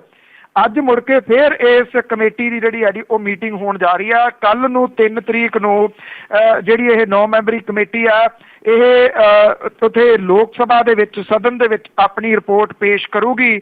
ਦੇਖਦੇ ਆ ਉਹਦੇ ਵਿੱਚ ਕੀ ਇਹ ਪੇਸ਼ ਕਰਦੀ ਆ। ਮੌਜੂਦਾ ਸੈਸ਼ਨ ਦੇ ਵਿੱਚੋਂ ਭਗਵੰਤ ਮਾਨ ਹੋਰਾਂ ਨੂੰ ਸਸਪੈਂਡ ਕੀਤਾ ਜਾਂਦਾ, ਪੱਕੇ ਤੌਰ ਤੇ ਸਸਪੈਂਡ ਕੀਤਾ ਜਾਂਦਾ, ਉਹਨਾਂ ਦੇ ਉੱਤੇ ਕੇਸ ਦਰਜ ਕਰਨ ਦੀ ਸਿਫਾਰਿਸ਼ ਕੀਤੀ ਜਾਂਦੀ ਆ। ਇਹ ਸਾਰੀਆਂ ਆਪਸ਼ਨ ਜਿਹੜੀਆਂ ਨੇ ਜੀ ਉਹ ਕਮੇਟੀ ਦੇ ਸਾਹਮਣੇ ਖੁੱਲੀਆਂ ਨੇ। ਇਹ ਕਿਹਾ ਜਾ ਰਿਹਾ ਜੀ ਕਿ ਜਿਹੜੀ ਕਮੇਟੀ ਆ ਜਿਹੜੇ ਤਰੀਕੇ ਨਾਲ ਪਹਿਲਾਂ ਤੱਤੀ ਸੀਗੀ ਉਹੋ ਜੀ ਤੱਤੀ ਹੁਣ ਜਿਹੜੀ ਆ ਜੀ ਉਹ ਲੱਗਦੀ ਨਹੀਂ। ਉਹ ਖਹਿੜਾ ਛਡਾਉਣਾ ਚਾਹੁੰਦੇ ਨੇ, ਪਰ ਅੱਗੋਂ ਪੇਚਾ ਜਿਹੜਾ ਨਾ ਜੀ ਸ਼ਾਇਦ ਉਹੋ ਜਿਹੇ ਬੰਦੇ ਨਾਲ ਪੈ ਗਿਆ ਜਿਹੜਾ ਤਰੀਕ ਚੇਂਜ ਕਰਕੇ ਲੈ ਗਿਆ ਜੀ ਚਿੱਠੀ ਤੇ। ਬਿਲਕੁਲ ਜੀ, ਹੁਣ ਦੇਖਦੇ ਹਾਂ ਕਿ ਬਣਦਾ ਕੀ ਆ। ਤੇ ਅੱਗੇ ਆਪਾਂ ਗੱਲ ਕਰਦੇ ਹਾਂ ਕਿਸਾਨ ਖੁਦਕਸ਼ੀਆਂ ਦੀ। ਜਿਹੜੀਆਂ ਪੰਚਾਇਤਾਂ ਆ ਉਹਨਾਂ ਨੇ ਅੰਕੜੇ ਇਕੱਠੇ ਕਰਨੇ ਸ਼ੁਰੂ ਕਰ ਦਿੱਤੇ ਆ ਤੇ ਉਹਨਾਂ ਨੇ ਦੱਸਣਾ ਵੀ ਸ਼ੁਰੂ ਕਰ ਦਿੱਤਾ ਕਿ ਖੁਦਕਸ਼ੀਆਂ ਕਿੰਨੀਆਂ ਹੋਈਆਂ ਆ। ਬਿਲਕੁਲ ਜੀ, ਇਹਨੇ ਆਈ ਥਿੰਕ ਜਦੋਂ ਅੰਕੜੇ ਇਹ ਹੌਲੀ ਹੌਲੀ ਸਾਹਮਣੇ ਆਉਣੇ ਸ਼ੁਰੂ ਹੋਏ ਤਾਂ ਤੁਸੀਂ ਦੇਖੋ ਕਿ ਜਿਹੜੀ ਜਾਣਕਾਰੀ ਇਕੱਠੀ ਕੀਤੀ ਹੋਈ ਆ ਇਹ ਤਾਂ ਉਹਦੇ ਤੋਂ ਕਿਤੇ ਜ਼ਿਆਦਾ ਹੋਣਗੇ। ਡਰਾਉਣ ਵਾਲੇ ਅੰਕੜੇ ਜਿਹੜੇ ਹੋਣਗੇ। ਪੰਜਾਬ ਦੀਆਂ ਪੰਚਾਇਤਾਂ ਨੇ ਖੁਦਕੁਸ਼ੀ ਪੀੜਤਾਂ ਦੀ ਪੁਸ਼ਟੀ ਦੇ ਵਾਸਤੇ ਮਤੇ ਪਾਉਣੇ ਸ਼ੁਰੂ ਕਰ ਦਿੱਤੇ ਨੇ ਜੀ। ਸਰਕਾਰੀ ਅੰਕੜਿਆਂ ਦੇ ਮੁਤਾਬਕ ਅਜੇ ਵੀ ਕਰਜ਼ੇ ਕਰਕੇ ਖੁਦਕੁਸ਼ੀ ਕਰਨ ਵਾਲੇ ਕਿਸਾਨਾਂ ਤੇ ਖੇਤ ਮਜ਼ਦੂਰਾਂ ਦੀ ਗਿਣਤੀ ਘਟਾ ਕੇ ਦੱਸਣ ਦੇ ਐਨ ਉਲਟ ਇਹਨਾਂ ਜਿਹੜੀਆਂ ਪੰਚਾਇਤਾਂ ਨੇ ਇਹਨਾਂ ਦਾ ਰਿਕਾਰਡ ਇੱਕ ਵੱਖਰੀ ਸੱਚਾਈ ਪੇਸ਼ ਕਰ ਰਿਹਾ। ਸੰਗਰੂਰ ਤੇ ਮਾਨਸਾ ਜ਼ਿਲ੍ਹਿਆਂ ਦੇ 3 ਬਲਾਕਾਂ ਦੇ ਵਿੱਚ ਪਿਛਲੇ 6 ਮਹੀਨਿਆਂ 'ਚ 30 ਖੁਦਕੁਸ਼ੀਆਂ ਦੀ ਪੁਸ਼ਟੀ ਪੰਚਾਇਤੀ ਮਤਿਆਂ ਨੇ ਕਰਤੀ ਆ। ਪੰਜਾਬ ਦੇ ਪੇਂਡੂ ਪਰਿਵਾਰਾਂ ਦੀ ਵਿੱਤੀ ਹਾਲਤ ਇੰਨੀ ਮਾੜੀ ਆ ਕਿ ਇਹ ਖੁਦਕੁਸ਼ੀ ਕਰਨ ਵਾਲੇ ਜਿਹੜੇ 30 ਪਰਿਵਾਰਾਂ ਦੇ ਕਮਾਊ ਵਿਅਕਤੀ ਸੀਗੇ ਜੀ, 4.25 ਲੱਖ ਰੁਪਏ ਦੇ ਕਰਜ਼ੇ ਦਾ ਬੋਝ ਵੀ ਜਿਹੜਾ ਉਹ ਨਹੀਂ ਝੱਲ ਸਕਦੇ ਸੀ ਤੇ ਦੁਨੀਆ ਤੋਂ ਤੁਰ ਗਏ। ਦੇਸ਼ ਦੇ ਅਮੀਰ ਘਰਾਣਿਆਂ ਦੇ ਹਜ਼ਾਰਾਂ ਕਰੋੜਾਂ ਰੁਪਏ ਦਾ ਕਰਜ਼ਾ ਡੁੱਬਿਆ ਕਹਿ ਕੇ ਮਾਫ ਕੀਤਾ ਜਾ ਰਿਹਾ, ਪਰ ਪੰਜਾਬ ਦੇ ਕਿਸਾਨ ਤੇ ਬੇਜ਼ਮੀਨੇ ਮਜ਼ਦੂਰ ਕੁਝ ਲੱਖਾਂ ਦੀ ਆਪਣੀ ਜੀਵਨ ਲੀਲਾ ਜਿਹੜੀ ਹੈ ਜੀ ਉਹ ਸਮਾਪਤ ਕਰ ਰਹੇ ਨੇ। ਸਾਡੀ ਟੀਮ ਹਰ ਐਤਵਾਰ ਨੂੰ ਜਿਹੜੀ ਹੈ ਜੀ ਉਹ ਜਾਂਦੀ ਆ ਵੱਖ-ਵੱਖ ਪਿੰਡਾਂ 'ਚ। ਬਿਲਕੁਲ ਇਹ ਅੰਕੜੇ ਸਹੀ ਨੇ। ਕੋਈ 2 ਲੱਖ ਦਾ ਵਿਚਾਰਾ ਕਰਜ਼ਾਈ ਆ, ਕੋਈ 3 ਲੱਖ ਦਾ ਸੀਗਾ, ਕੋਈ 4 ਲੱਖ ਦਾ, ਕੋਈ 5 ਲੱਖ ਦਾ। ਜਿਹੜੀਆਂ ਖੁਦਕੁਸ਼ੀਆਂ ਹੋ ਰਹੀਆਂ ਨੇ ਕੋਈ ਧਿਆਨ ਉਹਦੇ ਵੱਲ ਨਹੀਂ ਦਿੱਤਾ ਜਾ ਰਿਹਾ। ਚੀਮਾ ਪਿੰਡ ਦੇ ਵਿੱਚ ਪਿਛਲੇ ਐਤਵਾਰ ਨੂੰ ਅਸੀਂ ਸੀ, ਇੱਕੋ ਦਿਨ ਦੇ ਵਿੱਚ ਉੱਥੇ 1 ਹਫ਼ਤਾ ਪਹਿਲਾਂ ਐਨ ਪਿਛਲੇ ਮੰਗਲਵਾਰ ਨੂੰ, ਹੁਣ ਸਾਡੇ ਕਿਉਂਕਿ ਮੈਂ ਜਦੋਂ ਤੁਹਾਡੇ ਨਾਲ ਗੱਲ ਕਰ ਰਿਹਾ ਮੰਗਲਵਾਰ ਆ, ਤੁਹਾਡੇ ਸੋਮਵਾਰ ਦੀ ਰਾਤ ਹੈ, ਪਿਛਲੇ ਮੰਗਲਵਾਰ ਨੂੰ ਉੱਥੇ ਇੱਕੋ ਪਿੰਡ ਦੇ ਵਿੱਚ 2 ਕਿਸਾਨਾਂ ਨੇ ਇੱਕੋ ਦਿਨ ਦੇ ਵਿੱਚ ਖੁਦਕੁਸ਼ੀ ਕੀਤੀ ਹੈ ਜੀ। ਇੱਕ ਫਾਹਾ ਲੈ ਕੇ ਮਰ ਗਿਆ, ਇੱਕ ਜਿਹੜਾ ਸੀਗਾ ਜੀ ਉਹ ਪੈਸਟੀਸਾਈਡ ਵਾਲੀ ਦਵਾਈ ਪੀ ਗਿਆ। ਪੈਸਟੀਸਾਈਡ ਵਾਲੀ ਦਵਾਈ ਪੀਣ ਵਾਲੇ ਦੀ ਕਹਾਣੀ ਬੜੀ ਵੱਖਰੀ ਹੈ। ਉਹਨੇ ਠੇਕੇ ਦੇ ਉੱਤੇ ਜ਼ਮੀਨ ਲਈ ਸੀ 55,000 ਰੁਪਏ ਕਿੱਲੇ ਨੂੰ। ਹੁਣ 55,000 ਨਿਕਲਣਾ ਕਿੱਥੋਂ ਆ? ਗੜੇ ਪੈ ਗਏ, ਫਸਲ ਮਰ ਗਈ, ਫਸਲ ਦਾ ਮੁਆਵਜ਼ਾ ਆ ਗਿਆ। ਮੁਆਵਜ਼ਾ ਜਿਹੜਾ ਸੀਗਾ ਜੀ ਉਹ ਜ਼ਮੀਨ ਦਾ ਮਾਲਕ ਲੈ ਗਿਆ। ਉਹ ਉੱਥੇ ਧੋਖਾ ਜਿਹੜਾ ਕਿਸਾਨ ਹੀ ਕਿਸਾਨ ਦੇ ਨਾਲ ਜਿਹੜਾ ਕਰ ਗਿਆ, ਉਹਨੂੰ ਇਉਂ ਲੱਗਿਆ ਕਿ ਹੁਣ ਇਹ ਕਰਜ਼ਾ ਲੱਥਣਾ ਨਹੀਂ। ਉਹ ਕੀੜੇ ਮਾਰਨ ਵਾਲੀ ਜਿਹੜੀ ਦਵਾਈ ਸੀ ਉਹ ਪੀ ਕੇ ਦੁਨੀਆ ਤੋਂ ਤੁਰ ਗਿਆ। ਇਹ ਅੰਕੜੇ ਹੁਣ ਜਦੋਂ ਪੰਚਾਇਤਾਂ ਦੇ ਰੂਪ ਦੇ ਵਿੱਚ ਸਾਹਮਣੇ ਆਉਣਗੇ ਤਾਂ ਨਿਰਸੰਦੇਹ ਵੱਡੇ ਵੱਡੇ ਪੋਲ ਜਿਹੜੇ ਜੀ ਉਹ ਖੁੱਲਣਗੇ ਕਿ ਪੰਜਾਬ ਦਾ ਕਿਸਾਨ ਤੇ ਕਿਸਾਨ ਮਜ਼ਦੂਰ ਇਸ ਵੇਲੇ ਕਿਹੋ ਜਿਹੀ ਸਥਿਤੀ ਦੇ ਵਿੱਚੋਂ ਲੰਘ ਰਿਹਾ ਤੇ ਸਰਕਾਰਾਂ ਦੇ ਕੰਨਾਂ ਦੇ ਉੱਤੇ ਜੂੰ ਨਹੀਂ ਸਰਕ ਰਹੀ ਜੀ। ਬਿਲਕੁਲ ਜੀ, ਮਾਲਵਾ ਤਬਾਹ ਹੋ ਗਿਆ ਕਿ ਜਿਹੜੀਆਂ ਕੀੜੇ ਮਾਰ ਦਵਾਈਆਂ ਸੀਗੀਆਂ ਉੱਥੇ ਕੀੜੇ ਨਹੀਂ ਮਰੇ, ਪਰ ਕਿਸਾਨ ਆ ਜਿਹੜੇ ਇਹਨਾਂ ਦਵਾਈਆਂ ਨੂੰ ਪੀ ਪੀ ਕੇ ਉਹ ਇਸ ਦੁਨੀਆ ਨੂੰ ਅਲਵਿਦਾ ਕਹਿ ਗਏ ਆ। ਤੇ ਅੱਗੇ ਆਪਾਂ ਨੌਕਰੀ ਘਟਾਲੇ ਦੀ ਕਾਫੀ ਟਾਈਮ ਤੋਂ ਗੱਲ ਕਰਦੇ ਆਏ ਕਿ ਜਿਹੜਾ ਨੌਕਰੀ ਘਟਾਲਾ ਆ ਬਹੁਤ ਵੱਡਾ ਘਟਾਲਾ ਆ ਤੇ ਉਸ ਦੀਆਂ ਪੈੜਾਂ ਕਿੱਧਰ ਨੂੰ ਨੱਪੀਆਂ ਗਈਆਂ? ਜਿੱਧਰ ਜਾਣੀਆਂ ਚਾਹੀਦੀਆਂ ਅਸਲ ਦੇ ਵਿੱਚ ਉਧਰ ਅਜੇ ਸਹੀ ਪੁੱਛੋ ਤਾਂ ਜਾ ਨਹੀਂ ਰਹੀਆਂ ਜੀ। ਵਿਜੀਲੈਂਸ ਬਿਊਰੋ ਨੇ ਨੌਕਰੀ ਘੁਟਾਲੇ ਦੇ ਜਿਹੜਾ ਜੀ ਮੇਨ ਸਰਗਣਾ ਜਿਹੜਾ ਗੁਰੂ ਜੀ ਉਹਦੀ ਪੈੜ ਜਿਹੜੀ ਉਹ ਨੱਪ ਲਈ ਆ। ਵਿਜੀਲੈਂਸ ਟੀਮ ਜਿਹੜੀ ਆ ਜੀ ਉਹ ਹੁਣ ਬਿਹਾਰ ਜਾਊਗੀ। ਇੱਕ ਉੱਚ ਪੱਧਰੀ ਟੀਮ ਜਿਹੜੀ ਆ ਜੀ ਉਹ 1.5 ਹਫ਼ਤਾ ਲਖਨਊ ਦੇ ਵਿੱਚ ਗੁਰੂ ਜੀ ਦੇ ਬਾਰੇ ਦੇ ਵਿੱਚ ਪੜਤਾਲ ਜਿਹੜੀ ਕਰਕੇ ਪੰਜਾਬ ਆਈ ਆ। ਵਿਜੀਲੈਂਸ ਟੀਮ ਦਾ ਸਿੱਧੇ ਤੌਰ ਦੇ ਉੱਤੇ ਕੋਈ ਨਿਸ਼ਾਨਾ ਨਹੀਂ ਲੱਗਿਆ, ਪਰ ਨੌਕਰੀ ਘੁਟਾਲੇ ਦੇ ਵਿੱਚ ਫਿਰਕੀ ਘਮਾਉਣ ਵਾਲਾ ਗੁਰੂ ਜੀ ਜਿਹੜਾ ਜੀ ਉਹਦੇ ਵੱਲ ਜਾਂਦੇ ਰਾਹ ਲੱਭ ਲਏ ਗਏ ਨੇ। ਇੰਨਾ ਕੁ ਪਤਾ ਲੱਗ ਗਿਆ ਕਿ ਗੁਰੂ ਜੀ ਬਿਹਾਰ ਦਾ ਰਹਿਣ ਵਾਲਾ ਤੇ ਸਾਰੀ ਖੇਡ ਲਖਨਊ 'ਚ ਬਹਿ ਕੇ ਉਹ ਜਿਹੜੀ ਜੀ ਉਹ ਚਲਾਉਂਦਾ। ਉੱਤਰ ਪ੍ਰਦੇਸ਼ ਦੀ ਪੁਲਿਸ ਨੇ ਵਿਜੀਲੈਂਸ ਟੀਮ ਨੂੰ ਸਹਿਯੋਗ ਦਿੱਤਾ। 1.5 ਹਫ਼ਤਾ ਵਿਜੀਲੈਂਸ ਟੀਮ ਗੁਰੂ ਜੀ ਦੇ ਟਿਕਾਣਿਆਂ ਤੇ ਘੁੰਮਦੀ ਰਹੀ ਆ। ਨੌਕਰੀ ਘੁਟਾਲੇ ਦਾ ਮੁੱਖ ਕੇਂਦਰ ਲਖਨਊ ਰਿਹਾ, ਜਿੱਥੋਂ ਦਾ ਇੱਕ ਵਿਅਕਤੀ ਜਿਹੜਾ ਗੁਰੂ ਜੀ ਦੇ ਨਾਮ ਦੇ ਨਾਲ ਮਸ਼ਹੂਰ ਹੈ, ਉਹ ਪੇਪਰ ਲੀਕ ਕਰਵਾਉਣ ਦਾ ਮਾਹਰ ਸੀਗਾ। ਪੰਜਾਬ ਦੇ ਵਿੱਚ ਸੌਦੇਬਾਜ਼ੀ ਮਗਰੋਂ ਉਮੀਦਵਾਰਾਂ ਨੂੰ ਲਖਨਊ ਲਿਜਾਇਆ ਜਾਂਦਾ ਸੀ, ਜਿੱਥੇ ਉਹਨਾਂ ਦੀ ਮੁਲਾਕਾਤ ਇਸ ਬੰਦੇ ਜਿਹਨੂੰ ਸਾਰੇ ਗੁਰੂ ਜੀ ਕਹਿੰਦੇ ਸੀਗੇ ਉਹਦੇ ਨਾਲ ਕਰਵਾਈ ਜਾਂਦੀ ਸੀਗੀ। ਜਿਹੜੀ ਵਿਜੀਲੈਂਸ ਟੀਮ ਗਈ ਸੀ ਉਹਨੂੰ ਗੁਰੂ ਜੀ ਦਾ ਅਸਲ ਪਤਾ ਟਿਕਾਣਾ ਜਿਹੜਾ ਜੀ ਉਹ ਲੱਭ ਗਿਆ, ਪਰ ਵਿਜੀਲੈਂਸ ਜਿਹੜੀ ਆ ਜੀ ਇਸ ਮਾਮਲੇ ਨੂੰ ਅਜੇ ਗੁਪਤ ਰੱਖਣਾ ਚਾਹੁੰਦੀ ਆ। ਜਿਹੜਾ ਇੱਥੇ ਗੁਰੂ ਜੀ ਤੁਰਿਆ ਫਿਰਦਾ ਇੱਕ ਮਾਲਵੇ ਦੇ ਵਿੱਚ, ਉਹਦੇ ਉੱਤੇ ਅਜੇ ਸ਼ਿਕੰਜਾ ਜਿਹੜਾ ਜੀ ਉਹ ਇਸ ਵਿਜੀਲੈਂਸ ਟੀਮ ਨੇ ਨਹੀਂ ਕੱਸਿਆ। ਇਹ ਖੋਲ ਤਾਂ ਲਈਆਂ ਪਰਤਾਂ ਦੀ, ਇਹ ਬੰਦ ਕਰਨੀਆਂ ਔਖੀਆਂ ਹੋ ਰਹੀਆਂ ਨੇ। ਲੀਰਾਂ ਦੀ ਖਿੱਦੋ ਆ ਜੀ, ਜਦੋਂ ਟੁੱਲ ਪੈਂਦਾ ਆ ਕੇ ਫੇਰ ਕੋਈ ਨਾ ਕੋਈ ਨਾਮ ਜਿਹੜਾ ਇੱਕ ਲੀਰ ਰੂਪੀ ਉਹ ਜਥੇਦਾਰ ਕਿਸੇ ਨਾ ਕਿਸੇ ਦਾ ਜਿਹੜਾ ਜੀ ਉਹ ਲੱਗ ਜਾਂਦਾ, ਝੜ ਜਾਂਦਾ, ਉੱਥੋਂ ਆ ਕੇ ਫੇਰ ਠੰਡਾ ਪਾ ਦਿੱਤਾ ਜਾਂਦਾ ਜੀ। ਫੇਰ ਕਹਾਣੀ ਤੁਰਦੀ ਆ, ਫੇਰ ਲੱਭਣਾ ਸ਼ੁਰੂ ਕਰਦੇ ਨੇ, 2-4 ਲੀਰਾਂ ਫੇਰ ਇੱਧਰ ਨੂੰ ਕਿਰ ਜਾਂਦੀਆਂ ਜੀ, ਫੇਰ ਠੰਡੀ ਜਿਹੜੀ ਆ ਉਹ ਪਾ ਦਿੱਤੀ ਜਾਂਦੀ ਹੈ। ਦੇਖਦੇ ਆ ਅਸਲ ਦੋਸ਼ੀਆਂ ਤੱਕ ਜਿਹੜੀ ਵਿਜੀਲੈਂਸ ਦੀ ਟੀਮ ਹੈ ਉਹ ਕਦੋਂ ਪਹੁੰਚਦੀ ਹੈ। 10 ਲੱਖ ਤੋਂ ਲੈ ਕੇ 30 ਲੱਖ ਰੁਪਏ ਤੱਕ ਪਰ ਜਿਹੜਾ ਨੌਕਰੀ ਵਾਲੇ ਤੋਂ ਇਹ ਲਏ ਗਏ ਆ, ਕਰੋੜਾਂ ਰੁਪਏ ਦਾ ਘੁਟਾਲਾ ਇਹ। ਕੋਈ ਜਿਹੜੇ ਹੇਠਲੇ ਨੇ ਜਾਂ ਗੁਰੂ ਜੀ ਵਰਗੇ ਜਿਹੜੇ ਉਹ ਇਕੱਲੇ ਨਹੀਂ ਇਹ ਕੰਮ ਕਰ ਸਕਦੇ, ਇਹ ਮਿਲੀ ਭੁਗਤ ਦੇ ਨਾਲ ਬਹੁਤ ਵੱਡਾ ਨੌਕਰੀ ਘੁਟਾਲਾ ਹੋਇਆ। ਸ਼ਾਇਦ ਜਿਹਦੇ ਮੂਹਰੇ ਰਵੀ ਸਿੱਧੂ ਵੀ ਸ਼ਰਮਸਾਰ ਹੋ ਜਾਊਗਾ ਕਿ ਮੈਂ ਤਾਂ ਕੁਝ ਵੀ ਨਹੀਂ ਸੀ ਬਣਾਏ ਜਿੰਨੇ ਪੈਸੇ ਇਹਦੇ 'ਚ ਬਣੇ। ਜੀ ਬਿਲਕੁਲ, ਕੁਝ ਕੁ ਮਹੀਨੇ ਇਹ ਇਸੇ ਤਰ੍ਹਾਂ ਜਿਹੜੀ ਗੇਮ ਆ ਉਹ ਚੱਲਦੀ ਰਹੂਗੀ, ਤੇ ਜਾਂ ਤਾਂ ਫਿਰ ਬਿਲਕੁਲ ਬੰਦ ਹੋ ਜਾਊਗੀ, ਤੇ ਜਾਂ ਫਿਰ ਕੋਈ ਹੋਰ ਆਊਗਾ ਤਾਂ ਉਹ ਜ਼ਰੂਰ ਖੋਲੂਗਾ। ਤੇ ਅੱਗੇ ਆਪਾਂ ਗੱਲ ਕਰਦੇ ਹਾਂ ਕਿ ਲੈਂਡ ਸੈਂਡ ਦਾ ਪੈਸਾ ਖਾਣ ਤੋਂ ਬਾਅਦ, ਲੁੱਟਣ ਤੋਂ ਬਾਅਦ ਇੱਕ ਹੋਰ ਘੁਟਾਲਾ ਸਾਹਮਣੇ ਆਇਆ ਕਿ ਪੰਜਾਬ ਸਰਕਾਰ ਨੇ ਕੇਂਦਰੀ ਗ੍ਰਾਂਟਾਂ ਦੇ ਜਿਹੜੇ ਕਰੋੜਾਂ ਰੁਪਏ ਸੀ ਉਹ ਵੀ ਟਕਾਰ ਲਏ। ਦੇਖੋ, ਗੱਲ ਐਜੂਕੇਸ਼ਨ ਦੀ ਆ ਜਾਂਦੀ ਹੈ। ਜਿਹੜੀ ਆਪਾਂ ਗ੍ਰੇਸ ਮਾਰਕਸ ਦੀ ਗੱਲ ਵੀ ਕੀਤੀ ਹੈ, ਜਿਹੜੀ ਹਾਇਰ ਐਜੂਕੇਸ਼ਨ ਹੈ ਉਹਦੀ ਸੰਘੀ ਦੱਬੀ ਜਾ ਰਹੀ ਹੈ ਜੀ। ਪਟਿਆਲਾ ਦਾ ਮਹਿੰਦਰਾ ਕਾਲਜ ਜਿਹੜਾ ਜੀ ਉਹ ਆਪਣੀ ਸ਼ਾਨ ਗਵਾ ਰਿਹਾ ਹੈ। ਦੁਆਬੇ ਦਾ ਦੀਵਾ ਹੁਸ਼ਿਆਰਪੁਰ ਦਾ ਸਰਕਾਰੀ ਕਾਲਜ ਜਿਹੜਾ ਜੀ ਉਹ ਆਪਣੀ ਸ਼ਾਨ ਜਿਹੜੀ ਹੈ ਜੀ ਉਹ ਗਵਾ ਰਿਹਾ। ਕਾਲਾ ਅਫਗਾਨਾ ਮਾਝੇ 'ਚ ਆ ਜਾਓ ਤੁਸੀਂ, ਗੁਰੂ ਨਾਨਕ ਕਾਲਜ ਹੈ ਇੱਥੇ ਜੀ, ਉਹ ਡੇ ਬਾਈ ਡੇ ਉਹਦੀ ਹੋਂਦ ਜਿਹੜੀ ਹੈ ਜੀ ਉਹ ਖਤਮ ਹੋ ਰਹੀ ਹੈ। ਉਹਦਾ ਰੀਜ਼ਨ ਇਹੀ ਹੈ ਜੀ ਕਿ ਜਿਹੜੇ ਪੈਸੇ ਨੇ ਉਲਟ ਪਾਸੇ ਤੁਰੇ ਜਾਂਦੇ ਨੇ। ਪੰਜਾਬ ਸਰਕਾਰ ਨੇ ਕੇਂਦਰ ਤੋਂ 25 ਕਰੋੜ ਰੁਪਏ ਦੀ ਕਾਲਜਾਂ ਦੇ ਵਾਸਤੇ ਕੌਮੀ ਸੇਵਾ ਯੋਜਨਾ NSS ਤਹਿਤ ਮਿਲੀ ਗ੍ਰਾਂਟ ਜਿਹੜੀ ਸੀ ਉਹ ਛਕ ਲਈ ਆ। ਪੰਜਾਬ ਦੇ ਯੁਵਕ ਸੇਵਾਵਾਂ ਵਿਭਾਗ ਦੇ ਖਜ਼ਾਨੇ ਦੇ ਵਿੱਚ ਸਾਲ 11 ਤੋਂ 4.25 ਕਰੋੜ ਰੁਪਏ ਸਾਲਾਨਾ ਜਮ੍ਹਾਂ ਹੁੰਦੇ ਆ ਰਹੇ ਨੇ, ਪਰ ਇਹ ਰਕਮ ਕਾਲਜਾਂ ਨੂੰ ਭੇਜਣ ਦੀ ਥਾਂ ਤੇ ਹੋਰ ਕੰਮਾਂ ਲਈ ਵਰਤ ਲਈ ਗਈ ਆ। ਕੇਂਦਰ ਦੀ ਸਰਕਾਰ ਨੇ ਪੰਜਾਬ ਨੂੰ ਇਹ ਗ੍ਰਾਂਟ ਦੇਣੀ ਬੰਦ ਕਰ ਦਿੱਤੀ ਆ ਤੇ ਪਹਿਲਾਂ ਦਿੱਤੀ ਰਕਮ ਵਿਆਜ ਸਣੇ ਵਾਪਸ ਕਰਨ ਦੇ ਵਾਸਤੇ ਕਿਹਾ। ਕੇਂਦਰ ਸਰਕਾਰ ਦੇ ਵੱਲੋਂ ਕੌਮੀ ਸੇਵਾ ਯੋਜਨਾ ਵਾਸਤੇ ਦੇਸ਼ ਭਰ ਦੇ ਕਾਲਜਸ ਤੇ ਯੂਨੀਵਰਸਿਟੀ ਨੂੰ ਦਿੱਤੀ ਜਾ ਰਹੀ ਗ੍ਰਾਂਟ ਦੇ ਵਿੱਚ 58% ਕੇਂਦਰ ਵੱਲੋਂ ਦਿੱਤਾ ਜਾਂਦਾ ਹੈ। 42% ਮੈਚਿੰਗ ਗ੍ਰਾਂਟ ਰਾਜ ਸਰਕਾਰ ਨੇ ਆਪਣੇ ਕੋਲੋਂ ਪਾ ਕੇ ਕਾਲਜਾਂ ਨੂੰ ਦੇਣੀ ਹੁੰਦੀ ਆ। 11 ਤੋਂ ਕੇਂਦਰ ਸਰਕਾਰ ਆਪਣੇ ਹਿੱਸੇ ਦੀ 4 ਕਰੋੜ 16 ਲੱਖ ਰੁਪਏ ਦੀ ਗ੍ਰਾਂਟ ਲਗਾਤਾਰ ਪੰਜਾਬ ਸਰਕਾਰ ਨੂੰ ਭੇਜਦਾ ਰਿਹਾ, ਪਰ ਰਾਜ ਸਰਕਾਰ ਨੇ ਆਪਣੇ ਹਿੱਸੇ ਦੀ ਕੋਈ 3 ਕਰੋੜ ਰੁਪਏ ਦੀ ਗ੍ਰਾਂਟ ਹੋਰ ਪਾ ਕੇ ਕਾਲਜਾਂ ਨੂੰ ਭੇਜਣ ਦੀ ਥਾਂ ਆਪ ਹੀ ਹਜਮ ਕਰ ਲਈ ਆ। ਕਾਲਜਸ ਦੇ ਵਿੱਚ NSS ਦੀਆਂ ਗਤੀਵਿਧੀਆਂ ਖਤਮ ਹੋ ਕੇ ਰਹਿ ਗਈਆਂ ਨੇ। ਜ਼ਿਆਦਾਤਰ ਕਾਲਜ ਮਾਪੇ ਅਧਿਆਪਕ ਫੰਡ ਦੇ ਪੈਸੇ ਦੇ ਨਾਲ ਕੰਮ ਚਲਾ ਰਹੇ ਨੇ। ਕੇਂਦਰ ਦੀਆਂ ਹਦਾਇਤਾਂ ਦੇ ਅਨੁਸਾਰ ਅਗਲੇ ਸਾਲ ਦੀ ਗ੍ਰਾਂਟ ਲੈਣ ਲਈ ਪਿਛਲੇ ਸਾਲ ਦੀ ਰਕਮ ਦੇ ਖਰਚ ਦਾ ਸਰਟੀਫਿਕੇਟ ਦੇਣਾ ਪੈਂਦਾ। ਕੁਝ ਸਾਲ ਪੰਜਾਬ ਸਰਕਾਰ ਸਰਟੀਫਿਕੇਟ ਲਈ ਬਹਾਨੇ ਮਾਰਦੀ ਰਹੀ, ਹੁਣ ਕੇਂਦਰ ਦੀ ਸਰਕਾਰ ਨੇ ਗ੍ਰਾਂਟ ਬੰਦ ਕਰਤੀ ਹੈ ਜੀ। ਕਹਿੰਦੇ ਲਿਆਓ ਪਿਛਲਾ ਹਿਸਾਬ ਕਿਤਾਬ 11 ਤੋਂ ਲੈ ਕੇ ਹੁਣ ਤੱਕ ਦਾ ਪੈਸਾ ਕਿਉਂ ਨਹੀਂ ਆ ਰਿਹਾ। ਆਹ ਕਹਾਣੀ ਹੈ ਜੀ ਅਸਲ ਜਿਹੜੀ ਪਿੱਛੋਂ। ਉਹ ਕਹਿੰਦੇ ਆ ਜੀ ਪੁਰਾਣੇ ਸਰਟੀਫਿਕੇਟ ਲਿਆਓ। ਇੱਥੋਂ ਤੱਕ ਕਹਿੰਦੇ ਆ ਕਿ ਜੇਤਲੀ ਸਾਹਿਬ ਨੇ ਕਿਹਾ ਕਿ ਜਿਹੜੇ ਤੁਸੀਂ ਗੁਲਛਰੇ ਉਡਾਉਣੇ ਸੀਗੇ ਜੀ ਉਹ ਕਾਂਗਰਸ ਦੀ ਸਰਕਾਰ ਦੇ ਟਾਈਮ ਤਾਂ ਉਡਾ ਲਏ, ਹੁਣ ਨਹੀਂ ਉਡਾਏ ਜਾ ਸਕਣਗੇ। ਸਾਰਾ ਹਿਸਾਬ ਕਿਤਾਬ ਲਿਆਓ, ਸਰਟੀਫਿਕੇਟ ਲਿਆਓ, ਨਹੀਂ ਸਰਟੀਫਿਕੇਟ ਹੈਗੇ ਜਿਹੜੀ ਕਿੱਥੇ ਖਰਚ ਕੀਤੀ ਆ, ਤੇ ਫਿਰ ਉਹ ਪੈਸੇ ਜਿਹੜੇ ਆ 4 ਕਰੋੜ ਰੁਪਈਆ, 4.25 ਕਰੋੜ ਰੁਪਈਆ ਪਰ ਸਾਲ ਦੇ ਹਿਸਾਬ ਦੇ ਨਾਲ 11 ਤੋਂ ਸ਼ੁਰੂ ਕਰਕੇ 16 ਤੱਕ ਦੇ ਪਹਿਲਾਂ ਲੈ ਕੇ ਆਓ। ਅਗਲੀ ਗੱਲ ਫੇਰ ਕਰਾਂਗੇ ਜੀ। ਜੀ ਬਿਲਕੁਲ, ਤਾਂ ਦੇਖਦੇ ਹਾਂ ਕਿ ਬਣਦਾ ਕੀ ਆ, ਅਖੀਰ ਦੇ ਵਿੱਚ ਕੀ ਕਰਦੇ ਆ। ਤੇ ਅੱਗੇ ਆਪਾਂ ਗੱਲ ਕਰਦੇ ਹਾਂ ਜੀ ਰੱਖਿਆ ਮੰਤਰੀ ਦੇ ਆਮਿਰ ਖਾਨ ਦੇ ਖਿਲਾਫ ਜਿਹੜੀ ਉਹਨਾਂ ਨੇ ਟਿੱਪਣੀ ਕੀਤੀ ਹੈ ਰਾਜ ਸਭਾ 'ਚ ਹੰਗਾਮਾ। ਐਕਚੁਅਲੀ ਜੀ ਇਹ ਦੇਖੋ, ਭਾਰਤੀ ਜਨਤਾ ਪਾਰਟੀ ਦੇ ਵਿੱਚ ਨੇਤਾ ਹੈਗੇ ਆ ਇਹੋ ਜਿਹੇ ਜਿਨ੍ਹਾਂ ਦੇ ਮੂੰਹ ਕੰਨਾਂ ਤੱਕ ਪਾਟੇ ਆ, ਪਰ ਰੱਖਿਆ ਮੰਤਰੀ ਜਿਹੜੇ ਨੇ ਮਨੋਹਰ ਪਰਿਕਰ ਇੱਕ ਸੁਲਝੇ ਹੋਏ ਨੇਤਾ ਮੰਨੇ ਜਾਂਦੇ ਨੇ, ਸਿਆਣੇ ਨੇਤਾ ਮੰਨੇ ਜਾਂਦੇ ਨੇ। ਕੋਈ ਸਿਆਣਪ ਵਾਲੀ ਕੋਈ ਗੱਲ ਦਿਸੀ ਨਹੀਂ, ਆਪਣਾ ਜਲੂਸ ਆਪ ਹੀ ਉਹਨਾਂ ਨੇ ਕਢਾ ਲਿਆ। ਕਿਹੋ ਜਿਹੀਆਂ ਜਿਹੜੀਆਂ ਜੀ ਕੋਸ਼ਿਸ਼ਾਂ ਕੀਤੀਆਂ ਗਈਆਂ ਉਹਨਾਂ ਨੇ ਆਪ ਹੀ ਬੋਲ ਦਿੱਤਾ।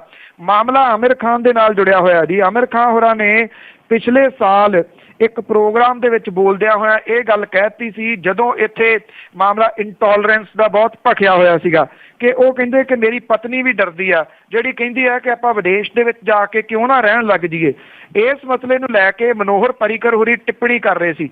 ਕਹਿੰਦੇ ਜਿਹੜੇ ਕਲਾਕਾਰ ਨੇ ਜੋ ਐਗਜ਼ੈਕਟ ਉਹਨਾਂ ਨੇ ਵਰਡਿੰਗ ਵਰਤੀ ਆ ਕਿ ਜਿਹੜੇ ਕਲਾਕਾਰ ਨੇ ਇਦਾਂ ਦੀ ਟਿੱਪਣੀ ਕੀਤੀ ਸੀ ਕਿ ਉਹਦੀ ਪਤਨੀ ਨੂੰ ਇੱਥੋਂ ਮੁਲਕ ਦੇ ਵਿੱਚੋਂ ਡਰ ਲੱਗਦਾ, ਉਹ ਕਹਿੰਦੇ ਕਿ ਸਾਡੇ ਲੋਕਾਂ ਨੇ ਉਸ ਵਿਅਕਤੀ ਦੇ ਵੱਲੋਂ ਜਿਹੜੀ ਐਡਵਰਟਾਈਜ਼ਮੈਂਟ ਕੀਤੀ ਜਾਂਦੀ ਸੀ ਇੱਕ ਕੰਪਨੀ ਦੀ, ਜਿਹੜੀ ਅਸਲ ਦੇ ਵਿੱਚ ਇੱਕ ਪਲਾਨ ਸੀਗਾ ਜੀ ਲਾਈਫ ਇੰਸ਼ੋਰੈਂਸ ਦਾ, ਉਹ ਕਹਿੰਦੇ ਜੀ ਕਿ ਸਾਡੇ ਲੋਕਾਂ ਨੇ ਫੋਨ ਕਰ ਕਰਕੇ ਉੱਥੋਂ ਜਿਹੜੇ ਪਲਾਨ ਸੀਗੇ ਵਾਪਸ ਲੈ ਲਏ ਕੰਪਨੀ ਤੋਂ।